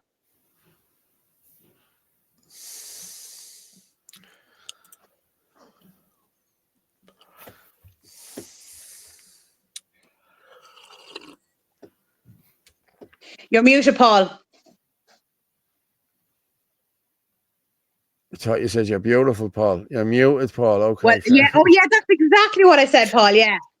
You are beautiful, Paul. Okay. Don't encourage him, Martin. I know, Martin. We have mirrors in the gaff. No, beetroot is my favourite colour. Another 100 million. Is this it here? Government port to City West. Another 100 million capital expenditure of taxpayers' money plus untold amounts of ongoing costs. Meanwhile, we have thousands of homeless, a hospital bed crisis, and a small business closing down daily. Immigration first, Ireland second. That's disgraceful, isn't it? Now, there you go, 100 million. So I'm sure the people who are lying on the streets tonight will be delighted to hear that. Hold on here. People on the street. The reality are most are homeless because of addiction. That's a lie. That is a lie. That's a lefty myth. I'm telling you now because I've met people. I have relations that work in Merchants Quay. A lot of people that are homeless in there are not addicted or not on. I'm being serious with you. It's ridiculous. But to think that I used to be of that, you know what I mean? Owen O'Sullivan. I hope to see all Irish nationalists and the ordinary Irish good old people in Cork behind us in the Cork for the protest. This is about walking with pride, not shame under this flag. Yeah. Don't worry, Owen, we'll all be there. And as you know, drinks are on you again. Thanks so much. I think the term homelessness needs to be discussed as well, because being homeless doesn't mean you're sleeping rough on the streets. There are a lot of people who are homeless who sleep rough, But there's a huge majority of homeless people who actually have a roof over their head, but they're couch surfing, or they've got a friend that's putting them up, or the thousands upon thousands of 20 to 30-year-olds that are still living at home with their parents. Those people are homeless as well, because they have not been afforded the opportunity to own their own home, whether it be social housing or housing that you build yourself. So homelessness is there are rough sleepers who are homeless, and they obviously deserve and must be helped first. But what about the thousands upon thousands of people who are homeless, but you know what I mean? They're lucky enough to have a couch, or you know, they can stay at their sister's gaff, or a friend is putting them up, or like look at the amount of people around the country that are living out of cars and vans. Mm-hmm. Yeah, you know, yeah. It's disgraceful. It's absolutely disgraceful. And then there's what fucking the bones of probably 250,000 people in the IPAS system now at this stage, or other forms of people trafficking scams, where they have food, water, roof over their head, all the luxuries that you can ask for. Yet there's mothers and children, you know, literally don't know where they're going at the end of every week. Like, yeah. And there, it's someone important just as well. said, Like, there is, addicted or not, our homeless need help. They're ours, and absolutely. true. I agree. and Paul, you're saying I there, agree. look, you know, there was, you know, maybe before this mass immigration became a problem, there was a lot of addiction issues. There still is a lot of addiction issues, you know, because the drugs is gotten completely uncontrollable, what's coming into this country. But what's happened also is inflation, with the lack of rise in wages. They've brought people into, you see the queues for these houses, Irish people can't afford it, you know. So they've pushed the Irish out of the market. So the young cannot afford to have that family life that we all were once afforded. Although I would say I wasn't really affording an affordable family life at my age either. I was kind of coming into that, you know. So there's a lot more homeless people who are working, who are good, upstanding people in this country, who pay their tax, and they're still not entitled to a normal life, what used to be a normal life. Paul, did I send you on that video or the article on that guy who is disabled? I'll play that one in a minute. I just want to play Leon's video here. This was earlier on, I think, or it was last night, I think it was. The people of Basin Street, you were told that there's no more IPAS going in there. So what happened was there's 20 people living under the bridge in Finglas. Just watch this video. This is a good video, I have to say, because the lads Martin, went are you up all right? You sound like you're having some sort of a fish or something. No, he's all right. You're like heavy breathing or something. Yeah, we play this one here and have a listen. How you doing, folks? The people of Basin Lane, Dublin 8, have donated all this stuff for the homeless and Finglas. Up here, living on the M50. It's all Irish. Might be 15 to 20 people up here. But this is what we have to do. Connect, stick together, look after each other. Irish people need to be looked after first, not second, and paddy last. There you go. Clothes. All the food there for them. Sandwiches, loads of stuff there. Clothes, box there for the food now. Fair play, Dublin 8. Fair play, Leon. Thank you very much, Dublin 8. Have a box of bits and bobs. Sandwiches are there, boxes and all. Fresh ones. He's all know me, Leon Bradley, yeah. Oh, look at this. Our people are being left in the middle of nowhere. We have to walk through all here to go and help our own Irish homeless. It's an absolute fucking national disgrace. Yeah, boys, look. There's a load of sandwiches there. All the protesters down in Dublin 8 there and Basin Lanes that they're giving us down, yeah? All in the packets and all there, fresh. Tell them they came from Dublin 8. Dublin 8, Basin Lane there. They donated that down to us. Huh? Yeah, that's it, Incy Corner. Yeah, they're all protesting down there in Come here, but you all know me. I'm there. They now donated that to us there, right? All fresh sambos before they go to waste, boys, right? Give them to you before anyone else. What are you doing, protesting down there, yeah. 24-hour protest. They have a camp set up there. Down to us. Look after our own people before anyone else, lads. You used to be getting fucking hotels and it's a fucking joke. No, they won't. You know what I mean? Yeah. No, you see them straight away, boom. Listen, when they come in, yeah, they get council, boom, straight to the hotel or something. Yeah, hotel or an office block done up for them. No. You lose your home in Ireland, you get stuffed in the gut. Over here in the other tunnel, is How that? many people's it there? Yeah, I know. How many people's in it? It's about 12, 14, isn't it? How many is in there? Yeah.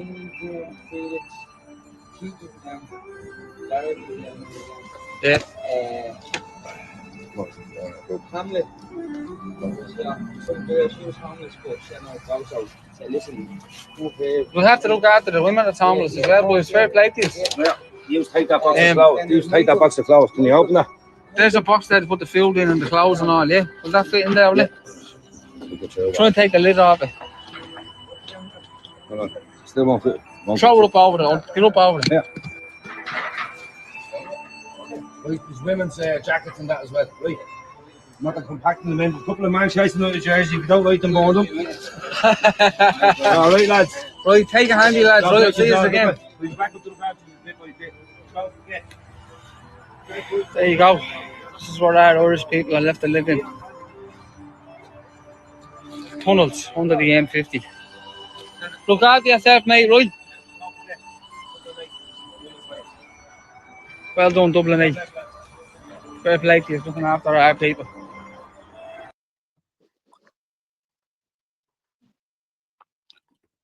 It's great to see, isn't it? Unbelievable, isn't it? Jesus Christ. Yeah. But fair play to them for This helping is out. what's Great. happening, like, you know. Mhm. I got a shock today when I bought a pouch of leaf in the shop. It was 26.30. A few weeks ago, it was 25 something. Several months ago, it was 23. Yeah, everything is going up through the roof, mate. Yeah, Like, yeah. I went to the Duns the other day. And I used to do the shopping in the house up until, I'd say, January or February. I stopped doing it. And you used to get 3 steaks for 11 quid in Duns. That's what it was. Religiously, 3 steaks for 11 quid. The same steaks now are 17 quid. Like, within not even 6 months, like, you know what I mean? It's gone through the roof. And the money is not going up, you know what I mean? People are not being paid more money, you know what I mean? It's horrendous what's happening, like. Do you think, Paul, that they, or anybody, that they're making it so unbelievably tough to live bit by bit, fuel, food, everything, electricity bills, property tax, that when they offer something like universal social credit, it'll be jumped at? You know, you'll start with a base amount. That's my fear. What's going to be the switch happening there? What they're talking about between August and October, that people will be like, well, look, you know, we're barely keeping the wolf from the door, or the wolf is coming through the door. That's what I think is happening. They're pushing it. You know, this is a new system we're coming up with. We can't keep up with the demand for food supply or for whatever else. So I think that's what they're doing. That's why all their houses turn electric. You know, they switch it on, off. There's air to water houses. I don't actually think they're even healthy for people.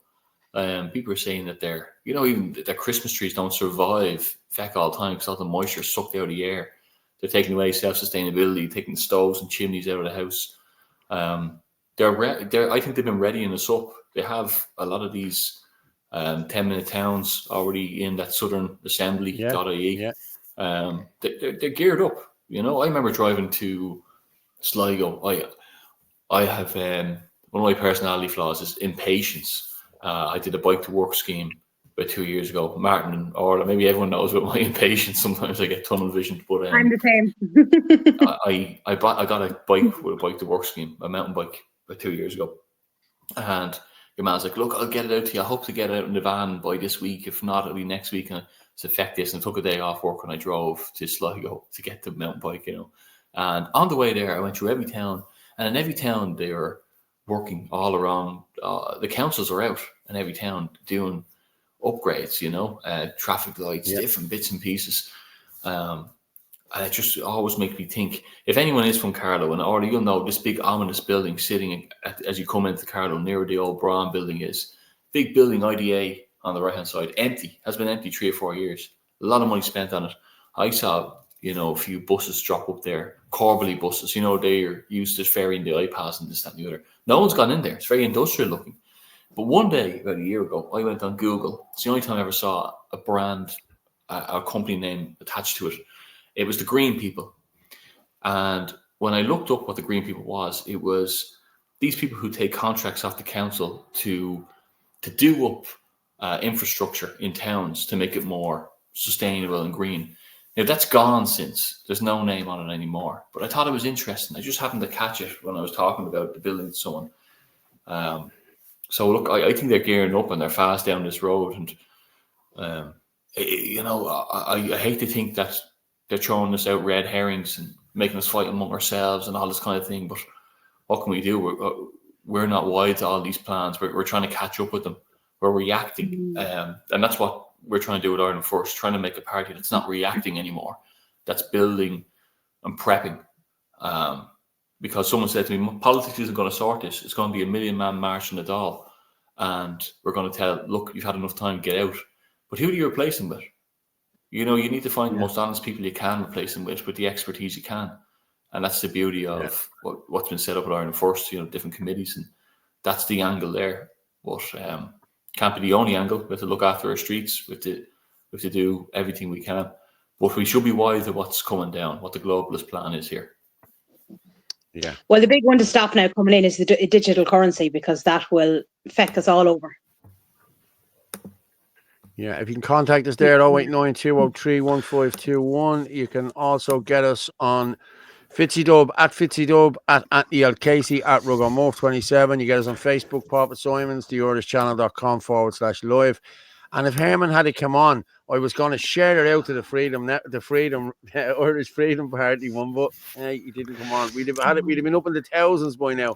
I was just looking up food inflation data there while you were talking, so I do not buy into these figures, but it is telling me that it's currently at 3.6%. So it went from, we got food inflation, September of last year was 1.9, and it hit 2.1 in October. So the trend is definitely upward. So the estimate was 3.6 at the start of 2025. When I asked it to forecast the data for the end of 2025, it's given me a lot of dribble. Like Grok isn't perfect by any means, but even that 3.6 that they're pulling from CSO statistics and other areas of information, it doesn't equate to what you feel in your pocket. The last maths I did on it last year, I was calculating about 11% food inflation, and that was last year, just by what I paid last year. Sometimes you have receipts online, and you can yeah, but I think it's actually even higher than that when you take everything into it. I think the cost of living inflation in general is running at about 19%, but nobody's talking about it. So basically, everything, every euro that you spent, we'll say in 2023 is, you've 20 cents less in it. You see, people don't realize the fake currencies are currently constantly being devalued as well. Your euro isn't worth half what it was 5 years ago. So yeah, I don't buy those figures. I'd love an economist to shout out to Frank Conway if you're if you're watching. Will you crunch a few numbers there first and maybe fire it in the chat? Yeah, but I reckon food inflation is about 11%. Everyone is getting poorer. I guess that is. Yeah. Do you ever hear talking about economists? They use a rule from the New Testament, the book of Matthew, the Matthew principle, and it's not a rule, but it's they derive the rule from it that to those who have everything more. Yeah, Martin, you look gorgeous. Yeah. It's perfect now. Sorry, you were saying the Matthew rule. No, your grandpa. No, fuck it, right? I'll leave it off. Yeah, Martin's too busy, like looking at himself. No, it's just fixed me here. Leave me alone. The phrase is to those who have everything, more will be given, and to those who have nothing, everything will be taken. And that's what we're seeing now. The poor getting poorer, the rich getting more rich, and it's very but Anthony, we don't need to worry soon, because we'll soon own nothing, but we'll be happy. Yeah. Barbecue at all the time. We wrote that. barbecue man at retired, my actually, house. Who? Klaus Schwab, who said that in his great Yeah. reset. Yeah. But that's what the And that's what's up Larry's on the been replaced walls by this the year. Bond villain.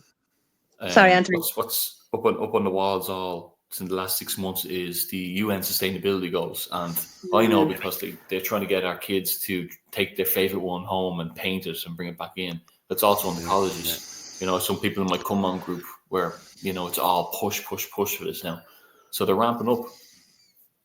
Yeah, I know it's gone ridiculous. Like it really has. What did you say to me, Orla? You said Can a you play video. the video in relation to the man? His name is Owen, who is disabled. When did you send me that, Orla? Today? Yesterday. I'm seeing it. Black girl. I lose track. I'm doing too much social media. Can I resign? I need a holiday. Yeah. I'm seeing COVID mRNA. I'm not seeing any man in the fucking wheelchair. I'm not seeing anyone in the wheelchair. Orla, sorry. Did I not send it on? I had it up on my own. I had it up on my own page. Hi guys. Okay, do you know what I want to play here? There was a guy caught filming kids out in Dundrum today, and the people confronted him. But watch this guy. This is happening all around the country. Stop taking videos of little kids. There's little kids over there. That's fucking sickening. Delete the videos. They're literal little kids. Delete the video. Yeah, that's why. That's not cute. You're a man. That's not your child. You're a fucking piece of No, I'm calling the guards. That's fucked up. Yeah, have you admit on camera as well? That's disgusting. I'm calling the guards now, honestly. That's the deleted. That's the deleted file. And empty that. How do you empty that? I don't have an Android, so someone that's the deleted. Has to go into reasonably. If the guards be on the way, they're going to confiscate it anyway, pal. Unbelievable. That's happening all around the country. That's happening. It is. I seen a guy doing it last week, and I told him to fuck. I really did. He was walking behind the young man. I said, "Hey, mate, come on, fuck off. You can't be filming kids." Now she wasn't a kid, but it didn't matter. I just said that. You know what I mean? And he just Tom called it out there in Newbridge as well. The playground, hiding behind the trees, and the scary thing about it is as well. Child trafficking is one of the biggest industries in some of the countries that these people are coming from, and that's the scary thing. What are they taking a photo? Who are they sending it to? Because that's what the scary thing is. You really have to watch your kids. Like, and we're not scaremongering at all. We can see crime going through the roof. If you can't see it, then turn off RTE and start cluing in a bit more to the likes of this. Because we're really, really scary times here, lads. Join in with Sinn Nadine if you want to do something about it. We're all about solutions. Get out and patrol your neighbourhood. Get out and patrol everywhere you can, your estates, where these things are happening. Create awareness at least. Have the conversation with people. Someone's just posting that without avoiding the question by saying you're setting up a committee, what has Ireland Force got to offer around education, health, housing and job creation? You each been at this years. What's the delay? Right. Hey, right policy. Send it in to me, and we'll see what the delay is. I mean, have a look. Yeah, we'll have a look. He's off the mark there. Let's just take it as it is. Like, so we're in Ireland Force there 3 months, still getting things over the line. It's building. It's building massively. It's the biggest national party in the country at the moment. And what we've done with regard to, let's say, what you said there, education. So we have an education committee where there's teachers in it who are sick of the indoctrination. There's base policy there, and they have a chat among themselves, and we're going to advocate and advertise for more people to come on board. If you look at my Facebook or the X page for Ireland First, you'll see these things advertised. They were asking nurses, educators, everyone to come on board and help us write policy. It's a mechanism. It's a funnel. It's a vehicle where we can get people on board. And I think that's the best way forward. Let the experts write the policy. Yeah. The state are afraid of that. That's a formula that will take them down. And that's who, when you have your Million Man March in the Dáil, that's who will take their place. The committee member of the education department who actually has the expertise and knows what's going on. Exactly. That's where we're going to get the medical, everything. Yeah, well, we have doctors on board, you know what I mean, that are going to be writing policy on this, that, and the other. But, like, hey, listen, this is, as you said, like, that's just one cog in the many cogs that we have there. You know what I mean? It's a lot of people working behind the scenes. There really is. And a lot of people have come in with us here to work behind the scenes too. You know what I mean? That we hadn't got before, you know. So it's great CVs brilliant. in there. Amazing. Like I think Sarah just said, our vice president's economics lecturer in third level, you know, we're all putting our expertise in the bag, you know, and that's what you do. You know, you're shoulder to shoulder. Two heads are better than one, three are better than two. As long as we're all focused on what the problems are. Yeah, teach the kid finance. It's a must. Teach them that wealth is not paper money. Yes, exactly. Hard work is what turns into money. Maybe I missed something, but it was just people reacting to something. I don't know what you're talking about. It has to be better than them who never finished the education system. It has to be better.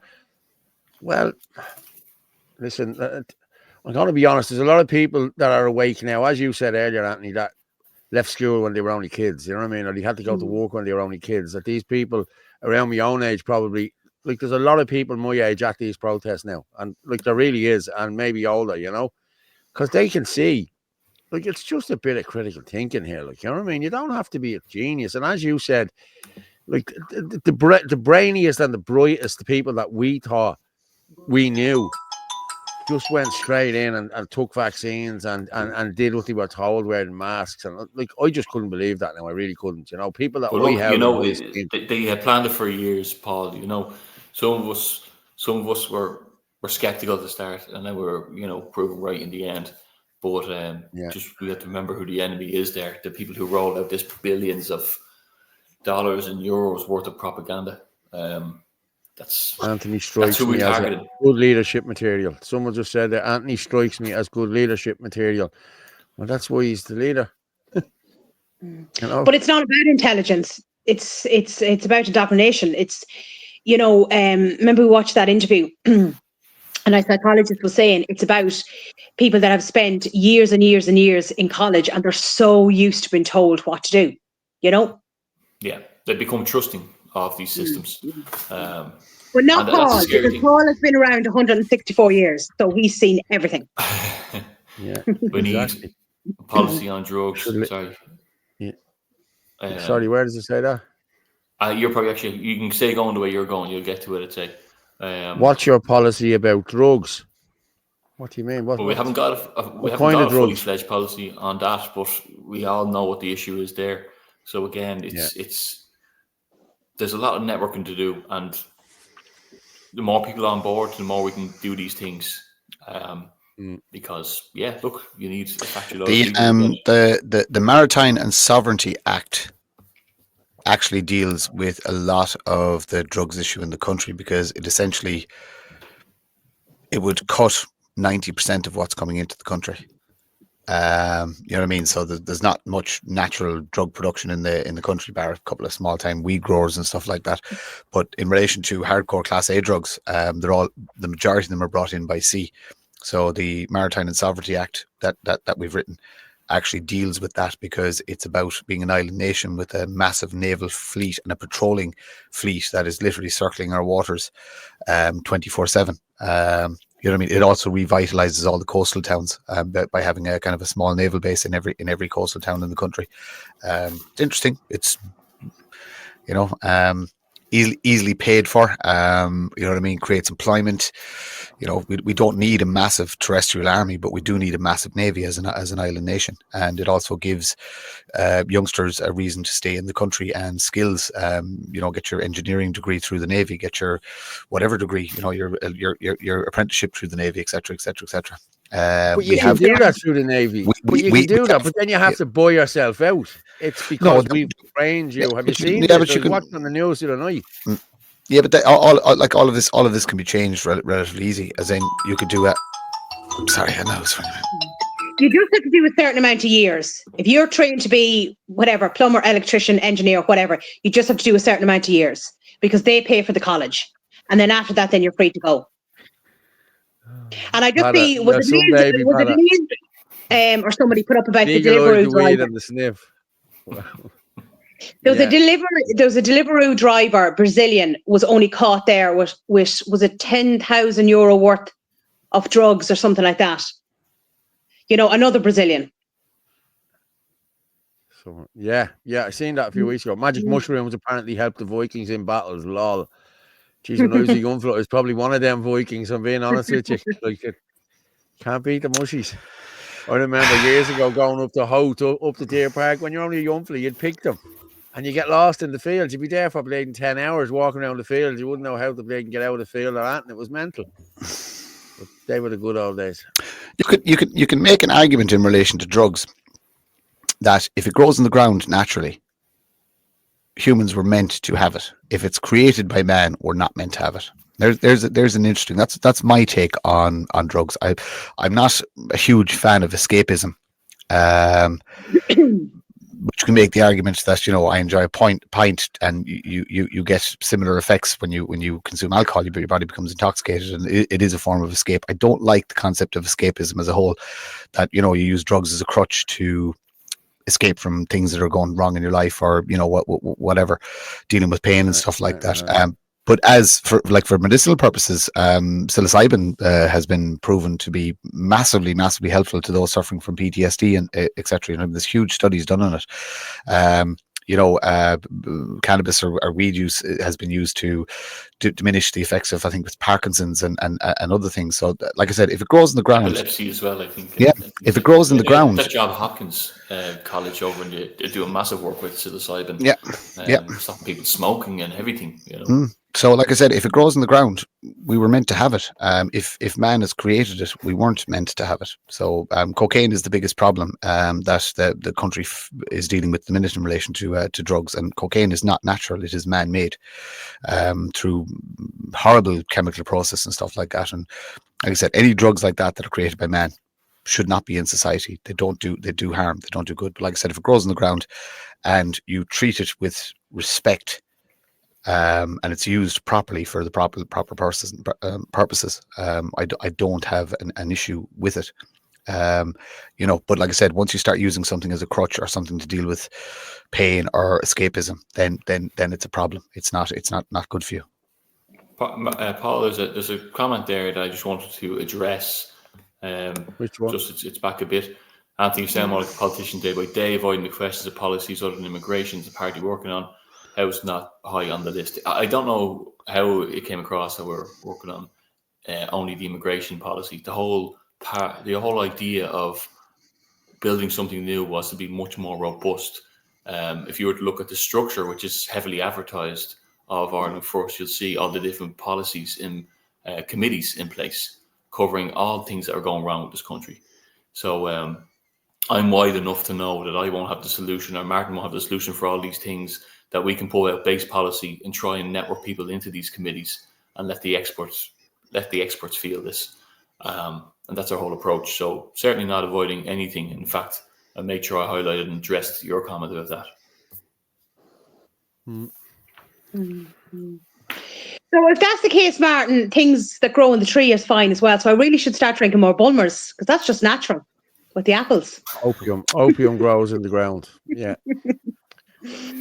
Does it though? Is it so? The opium that the Eastern societies used to use is not what is peddled to the market nowadays. It's a completely different substance.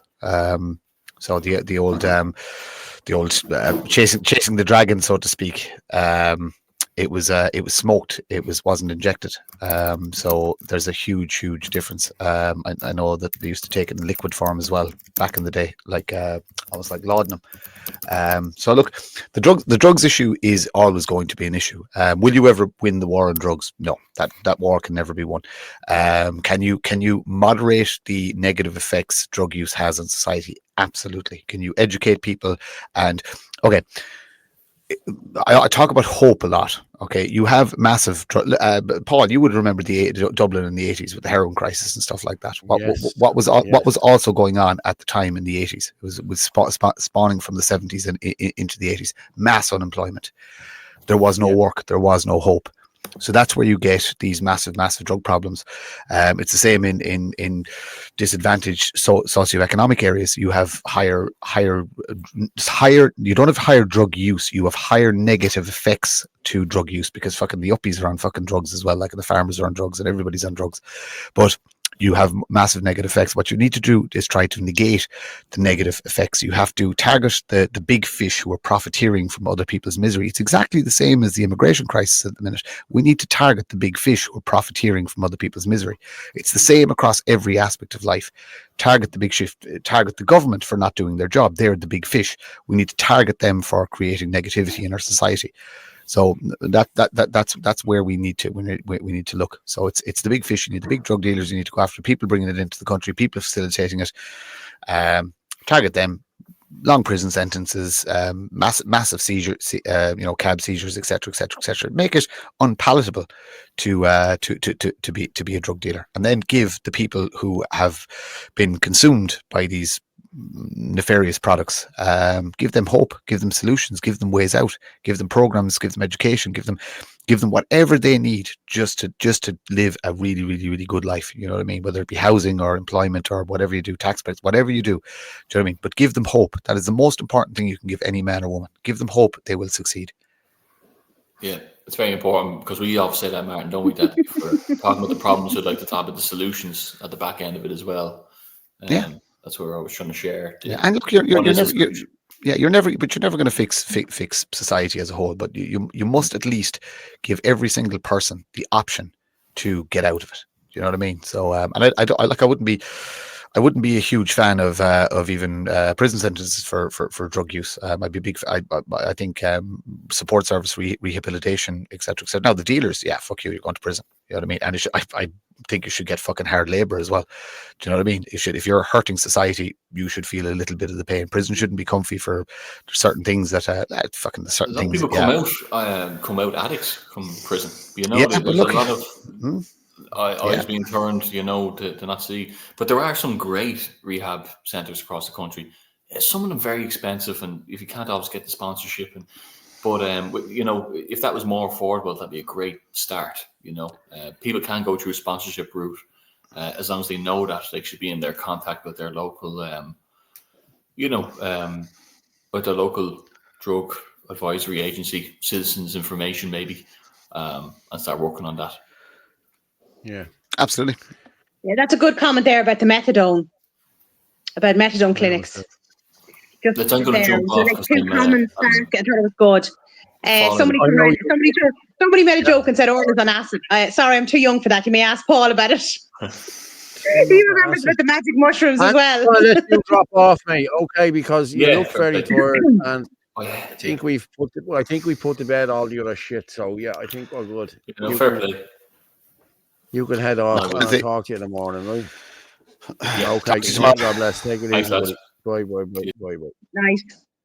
Oh yeah. Sorry. What did you Yeah, say? I think it's about Methadone two clinic. comments back. It was there.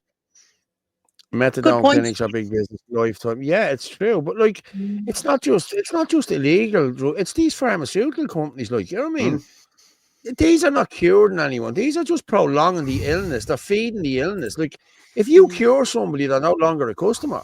So it suits them to prolong the illness and keep feeding you. Like, I'm going to be honest with you. I was on Nexium for years because after I fell off the cliff, and I told you, you've all know this story. I'm not going to tell it again. Okay, the viewers don't know, but I won't tell them. That's a whole other show. But what happened was I was in hospital and I was getting diphenine into me. I was in that much pain, and that they said it ruined my stomach, and it was giving me heartburn all the time. So they put me on these Nexium. No, I was on them for 28 years since I fell off the cliff. So I was on them for a good 20 years. All the time. They were 90 quid a month. That's how much they were for the packet. Then they went down to 40 when they brought in all the shitty ones you could bring in from Russia. But like, I was on them for 20 years, 23 years. And then when COVID kicked in and I started looking at different shit and about vaccines, and AstraZeneca made the balls of everything and people were dying, I thought, these are made by AstraZeneca. Would you believe I haven't had heartburn? I have not had heartburn since I stopped taking them tablets 5 years ago. So I don't need to go to the doctor now. I haven't been to the doctor since 2019. So, it's mad. Like, you know what I mean? If you keep taking this shit, they'll keep giving it to you. You don't need this stuff. You know what I mean? People don't need this stuff. And then they tell you can't eat lemons or you can't eat ginger. all the things that are good for you, you're not allowed to eat anymore. You know what I mean? Your cholesterol levels are too high, the 7.2. Like people's cholesterol used to be 200 or something. You know what I mean? It used to be way up because cholesterol is your brain. Like your brain is made of 70% of cholesterol. This is why dementia is happening, people. You're not getting your cholesterol up and you're not doing this, you know? So, again, that's another show. But even worse than the heroin is the fentanyl. Like, we see what's going on over in America and Canada. That's, Jesus, that's horrendous, that stuff. Oh, my God. It's here. It's here already. Yeah, it's here already. It's in the cities. Oh, it's horrendous. There's Kevin just saying, most drug rehabs, you need to be clean for a few weeks before entering. That's tough. It is tough. It is tough for you to be, like, you should be brought straight in there. I'm not saying off the street, but if you need to get that sorted, you need to be brought in there, cold turkey, do what you have to do. Instead of trying to do all this at home yourself before you get admitted into these places. Like, you should just be able to go into these places and get yourself sorted, you know? But they don't want to sort the problem. That's what's going on here. They don't want to sort this drugs epidemic, you know? And you have to remember over in America, the huge problem as well is that people went in and they had injuries and they were still suffering from pain and they were put on oxy. And then that led them on to addiction. You know, they didn't have any addiction issues before they went on to the oxy. And look what happened there, you know? Somebody just streaky bacon just put in mandatory sex change operations for all illegal immigrants will dissuade them from arriving in Ireland. Stop the money. That'll stop them coming in. That's it. I'm going to go with the git. I love the git, so we'll go with the git and we'll come back. Gannon, fear is what drives immigration protests in neglected communities, not hatred. Yes, genuine fear, because of things like this. Man accused of biting woman on face and lips during predatory Dublin attack. An undocumented asylum seeker only in the country a few days. Life sentence for man over murder of woman in Limerick. She was gutted and mutilated in 1 minute and 52 seconds in an attack by an asylum seeker who was only in the country 6 months. There's too many crimes at the hands of the new to the parish to mention. We'd be here all day. Oh, and by the way, not hatred. There certainly is a hatred for the establishment, the fake opposition and all the pro-planters. In the article itself from the Journal, Gannon says, the first time I spoke out during protests like these, I got it wrong. I posted a long response online trying to defend my values, push back against the far right and bring calm. I meant every word, but I still got it wrong. He's basically saying he didn't get it wrong, he was still right. The only thing he got wrong was how he talked to the peasants. Obviously in the article everything is the far right's fault. That fear can be hijacked. That's what the far right knows how to do. They show up in that silence, not with answers but with scapegoats. They don't build houses. They don't fix schools. Let's back up there a minute. How can the fictional far right build houses? But never mind that. Detrimental flat development approved despite TD's objections. Gannon had complained that the scale of the development in his constituency was excessive and would have a detrimental impact on the architectural fabric of Glasnevin. He later changed his story and said he objected because of bats and beehives. It's not a surprise though, people do say he's intellectually challenged. I just say he's a retard. Take this for example, Social Democrats propose knife surrender bins to tackle violence in Dublin. There's migrants, especially Romas, going around rooting in bins in Dublin for plastic bottles. Just imagine them going around collecting knives. He ends the article by saying Ireland isn't full. We have over 15,000 homeless people in Ireland that now have to compete against huge numbers of new to the parish for housing. We have a huge mental health crisis in Ireland. Yet again we're adding to it. There's over 4,000 children alone waiting for mental health treatment, and now they have to compete against migrants. Because when a crime is committed by one of the new to the parish, it's not culture or ideology. It's mental health, a cry for help. Hospital waiting list now at highest level ever. GPs refusing patients. All this proves Ireland is full.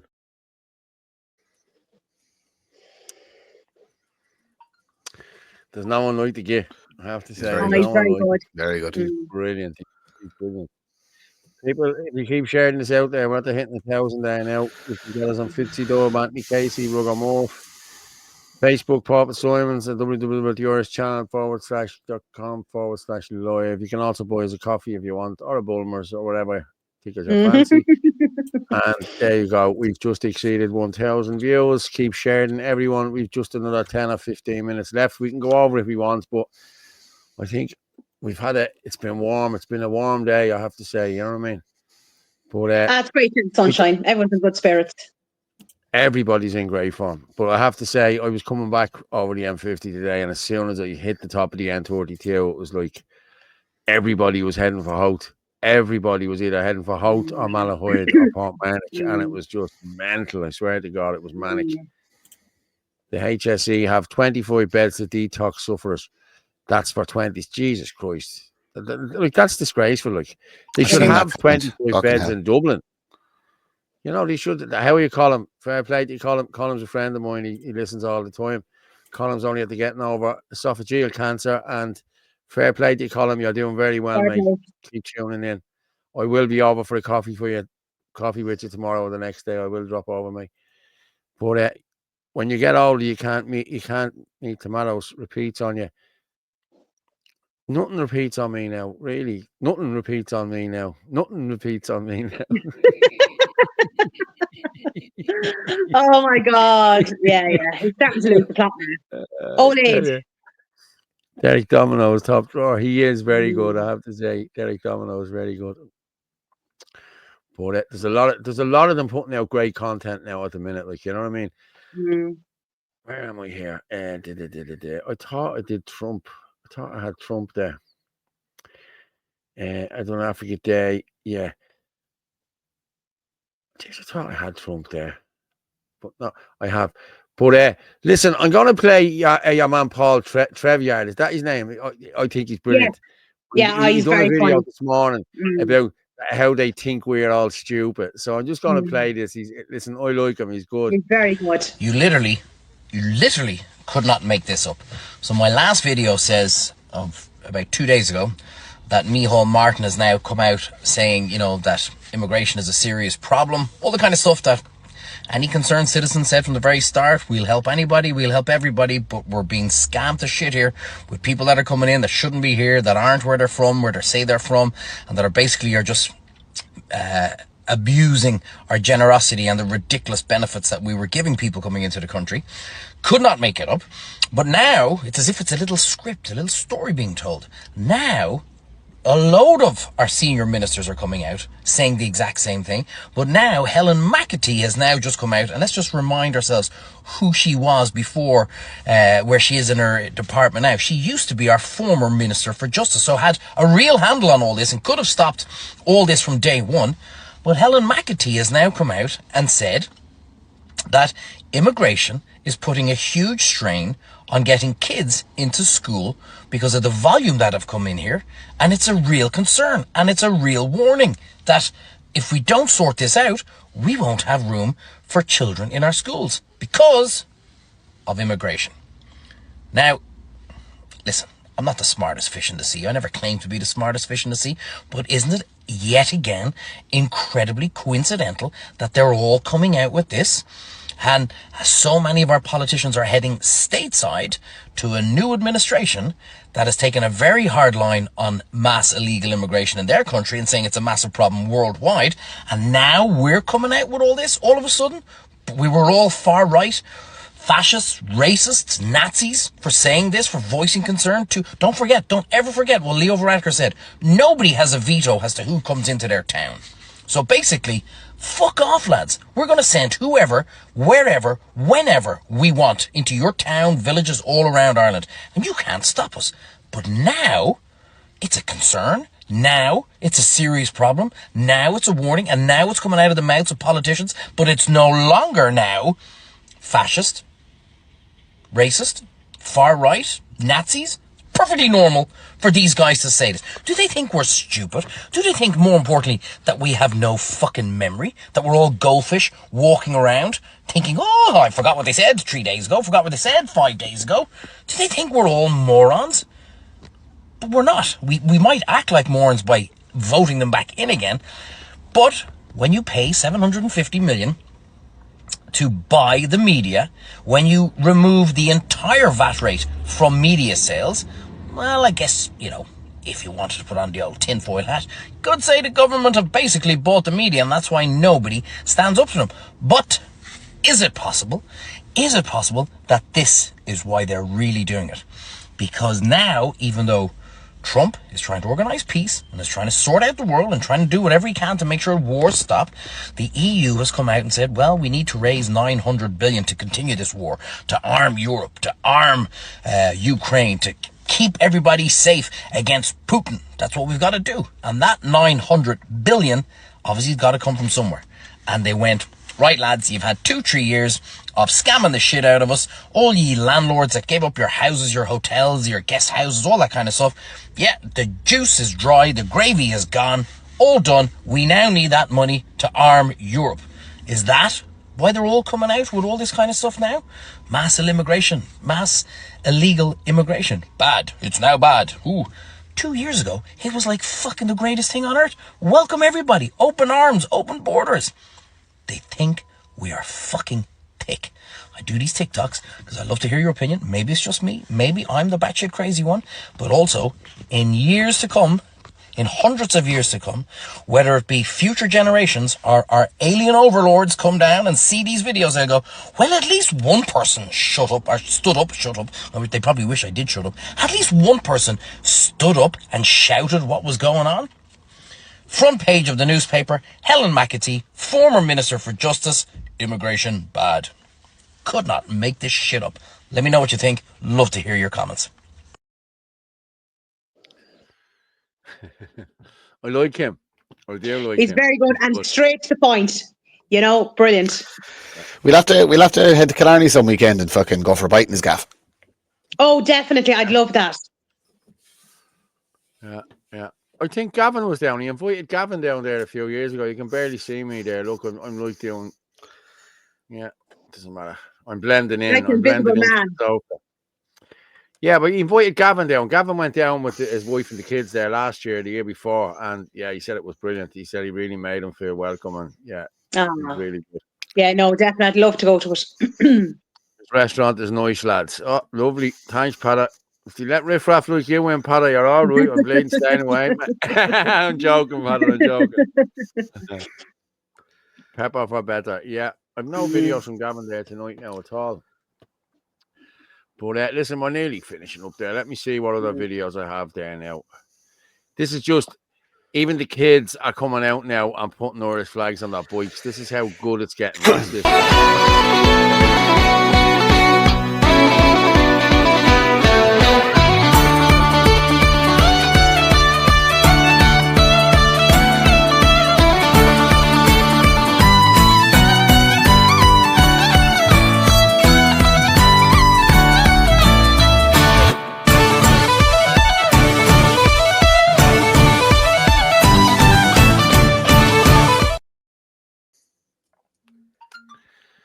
Brilliant.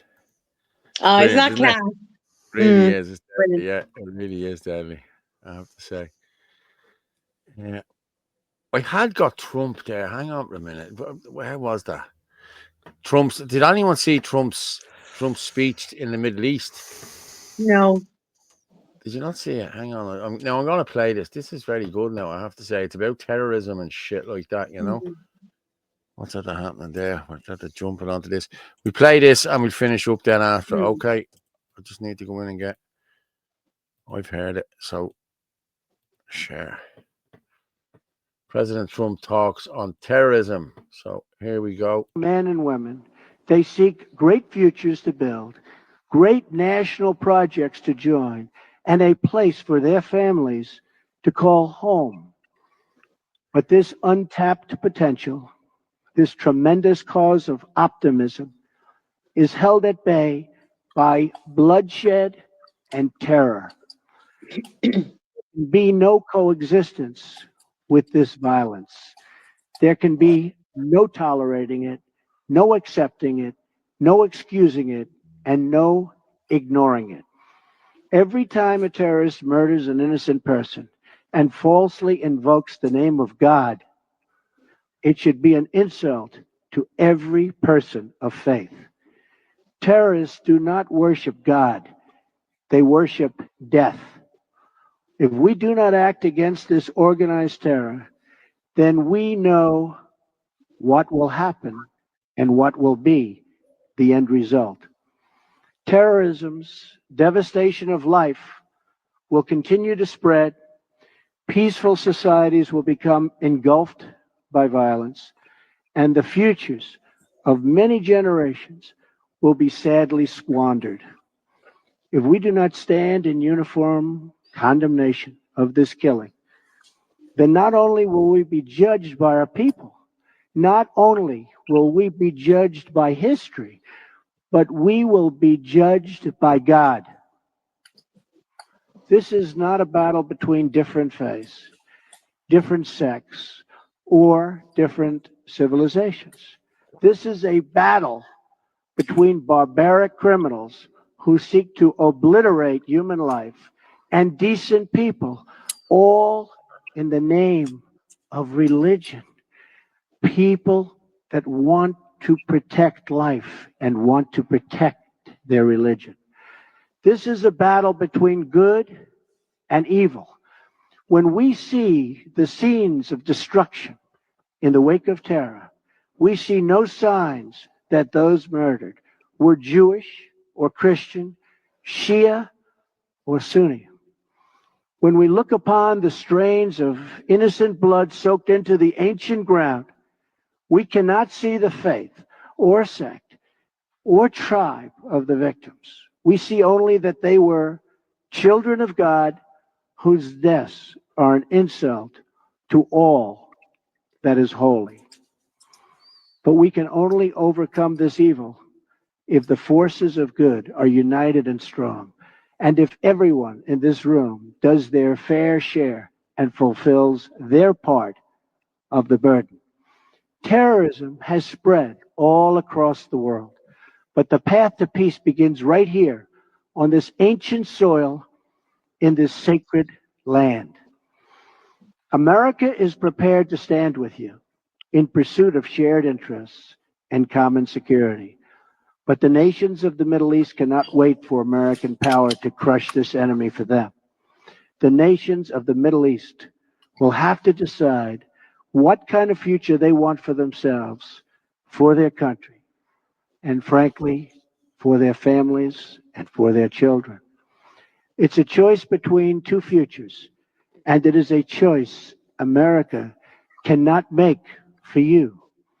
A better future is only possible if your nations drive out the terrorists and drive out the extremists. Drive them out. Drive them out of your places of worship. Drive them out of your communities. Drive them out of your holy land. And drive them out of this earth. Yeah. A lot of people in the comments there don't like Trump. A lot of them do like Trump. It's crazy, isn't it? But it's all A bit about like Marmont. all around the world with terrorism, like, you know what I mean? And it is like Martin. Yeah, you either love him or you hate him, you know what I mean? I know where you're going from on that one. Yeah.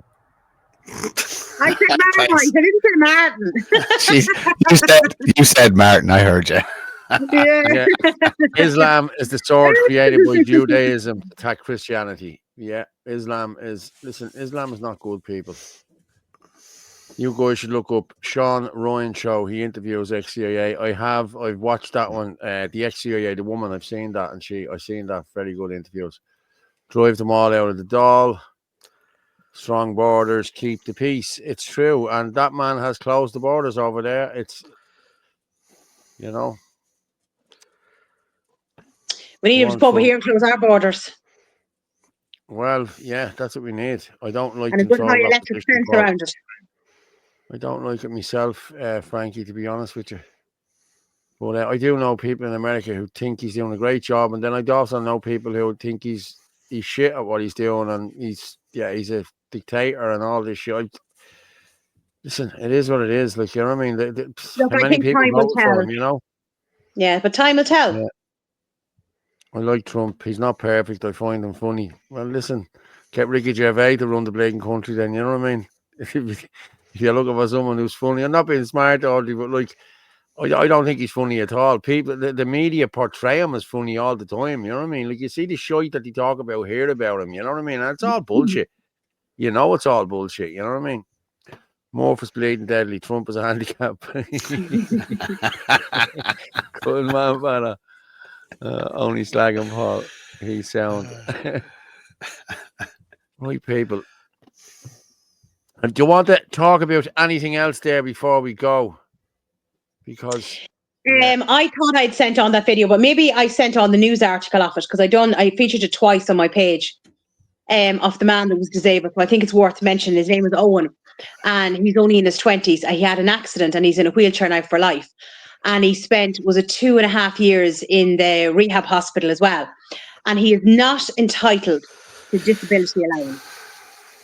Because his partner earns too much money or she's over the threshold. But the man is permanently disabled. But yet every Tom, Dick and Harry can come into this country and get free money, free housing, free medical card, etc., etc. And one of our own who is disabled for life is not entitled to anything. It's an absolute and utter disgrace. You didn't send it on to me. I'm looking for it here. Yeah, I'd love to find out what. I imagine I sent you maybe the news article.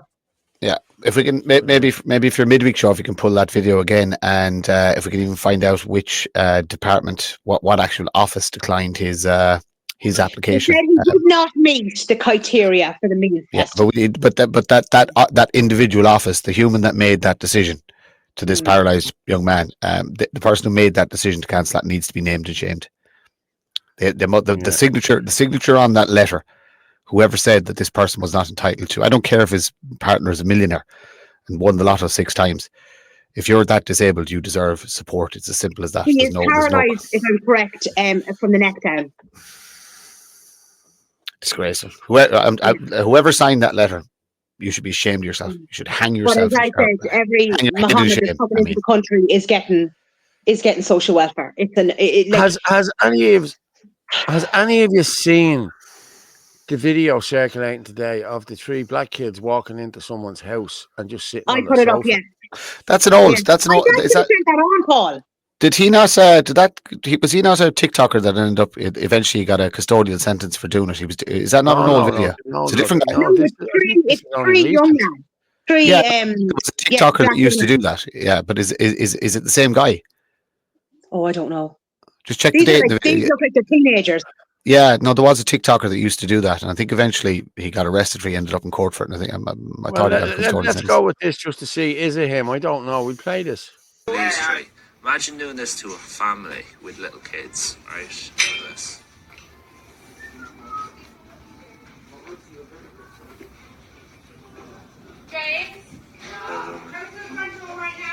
James? James? You man from? Hello, James. We need to speak to James. James? James. Is this where the study group is? Study group? No. What number is this? No. Study group?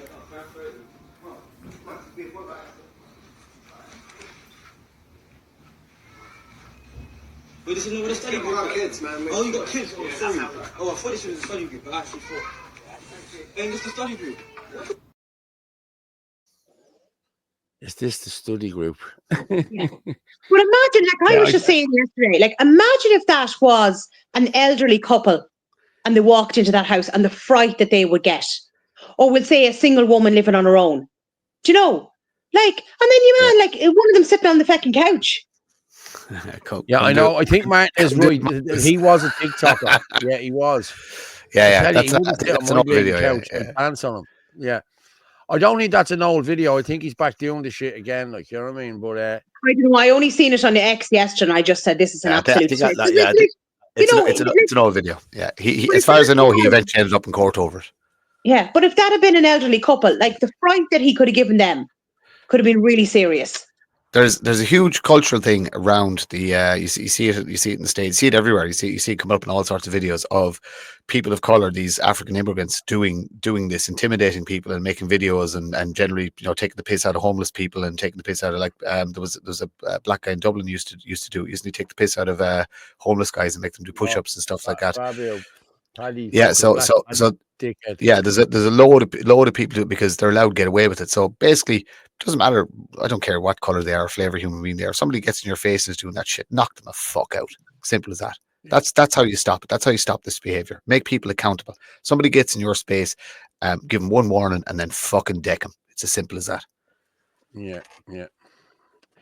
I've just been sent in a video there now. I'm going to play this. It's of a father telling the son why they're in emergency accommodation. So I want to hear this myself.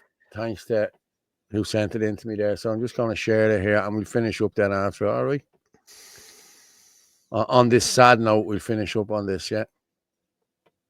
Do you not like Daddy's bed? Yes, this is where Daddy sleeps.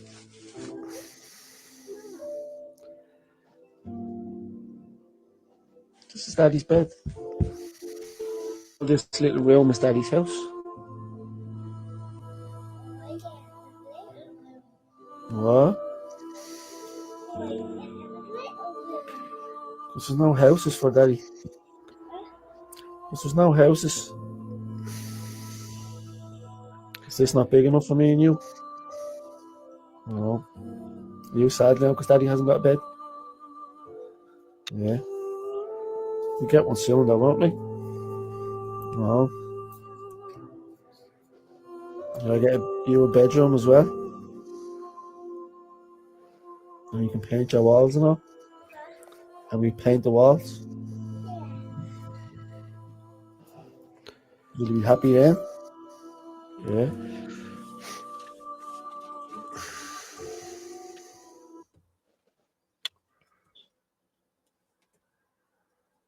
No, that is so sad, isn't it? That is just wow. Welcome to Ireland. Welcome to Ireland, and they're giving our houses hand over fist to foreigners. Yeah, I You know, it just beggars belief. Like, it really does. It beggars belief. That they're hitting 1,100 there, people. Fair play to everyone who liked, shared, and subscribed, or bought a coffee and everything like that. But yeah, that's terrible. God love them. You know, it really is bad. Thanks for a great show tonight, guys. God bless. Thanks, yeah, Daniel. no problem. That's terrible. Listen, guys, we finish up then. Martin, I'm going to drop you down there. You can come back up in a minute. You can send off that link to the others there. And thank you for the input tonight. Thanks for putting everything to bed tonight. And just thanks for coming up and helping us tonight. Cheers, brother. Thanks very much. Orla, as usual, it's been emotional. Thank you very much. And listen, we got through a good bit of stuff, like, you know what I mean? So I'll talk to you in a few minutes. I'll just drop you down. Okay. So I'll throw myself up there on my Sweeney. Let the lion roar. How's Padder again? Look, I love it. I love Padder. I do. Yup, Fitzy, make the lion roar. Great show, lads. Well done. Thanks very much, everyone. Good night, guys. Good night. See you soon. Our people are suffering. They are suffering. But thanks. I hope we can get them sorted. You know what I mean? I really do. Great show. Good night and God bless. Great show. Great show. Thank you very much. Take it easy, everyone. Thank you very much to everyone who contributed and sent in messages and sent in texts. And if you want the boys a coffee, there you go. You can if you want. If you don't bother. It's all right. I'm at putting some, send in a few quid for moisturiser for me, will you? Try and get the dark one for me. As we say every night, thanks for coming in and thanks for watching. Okay, night. Thanks. The truth is like a lion. You don't have to defend it. You just let it loose and it will defend itself. Good night and God bless. Take care.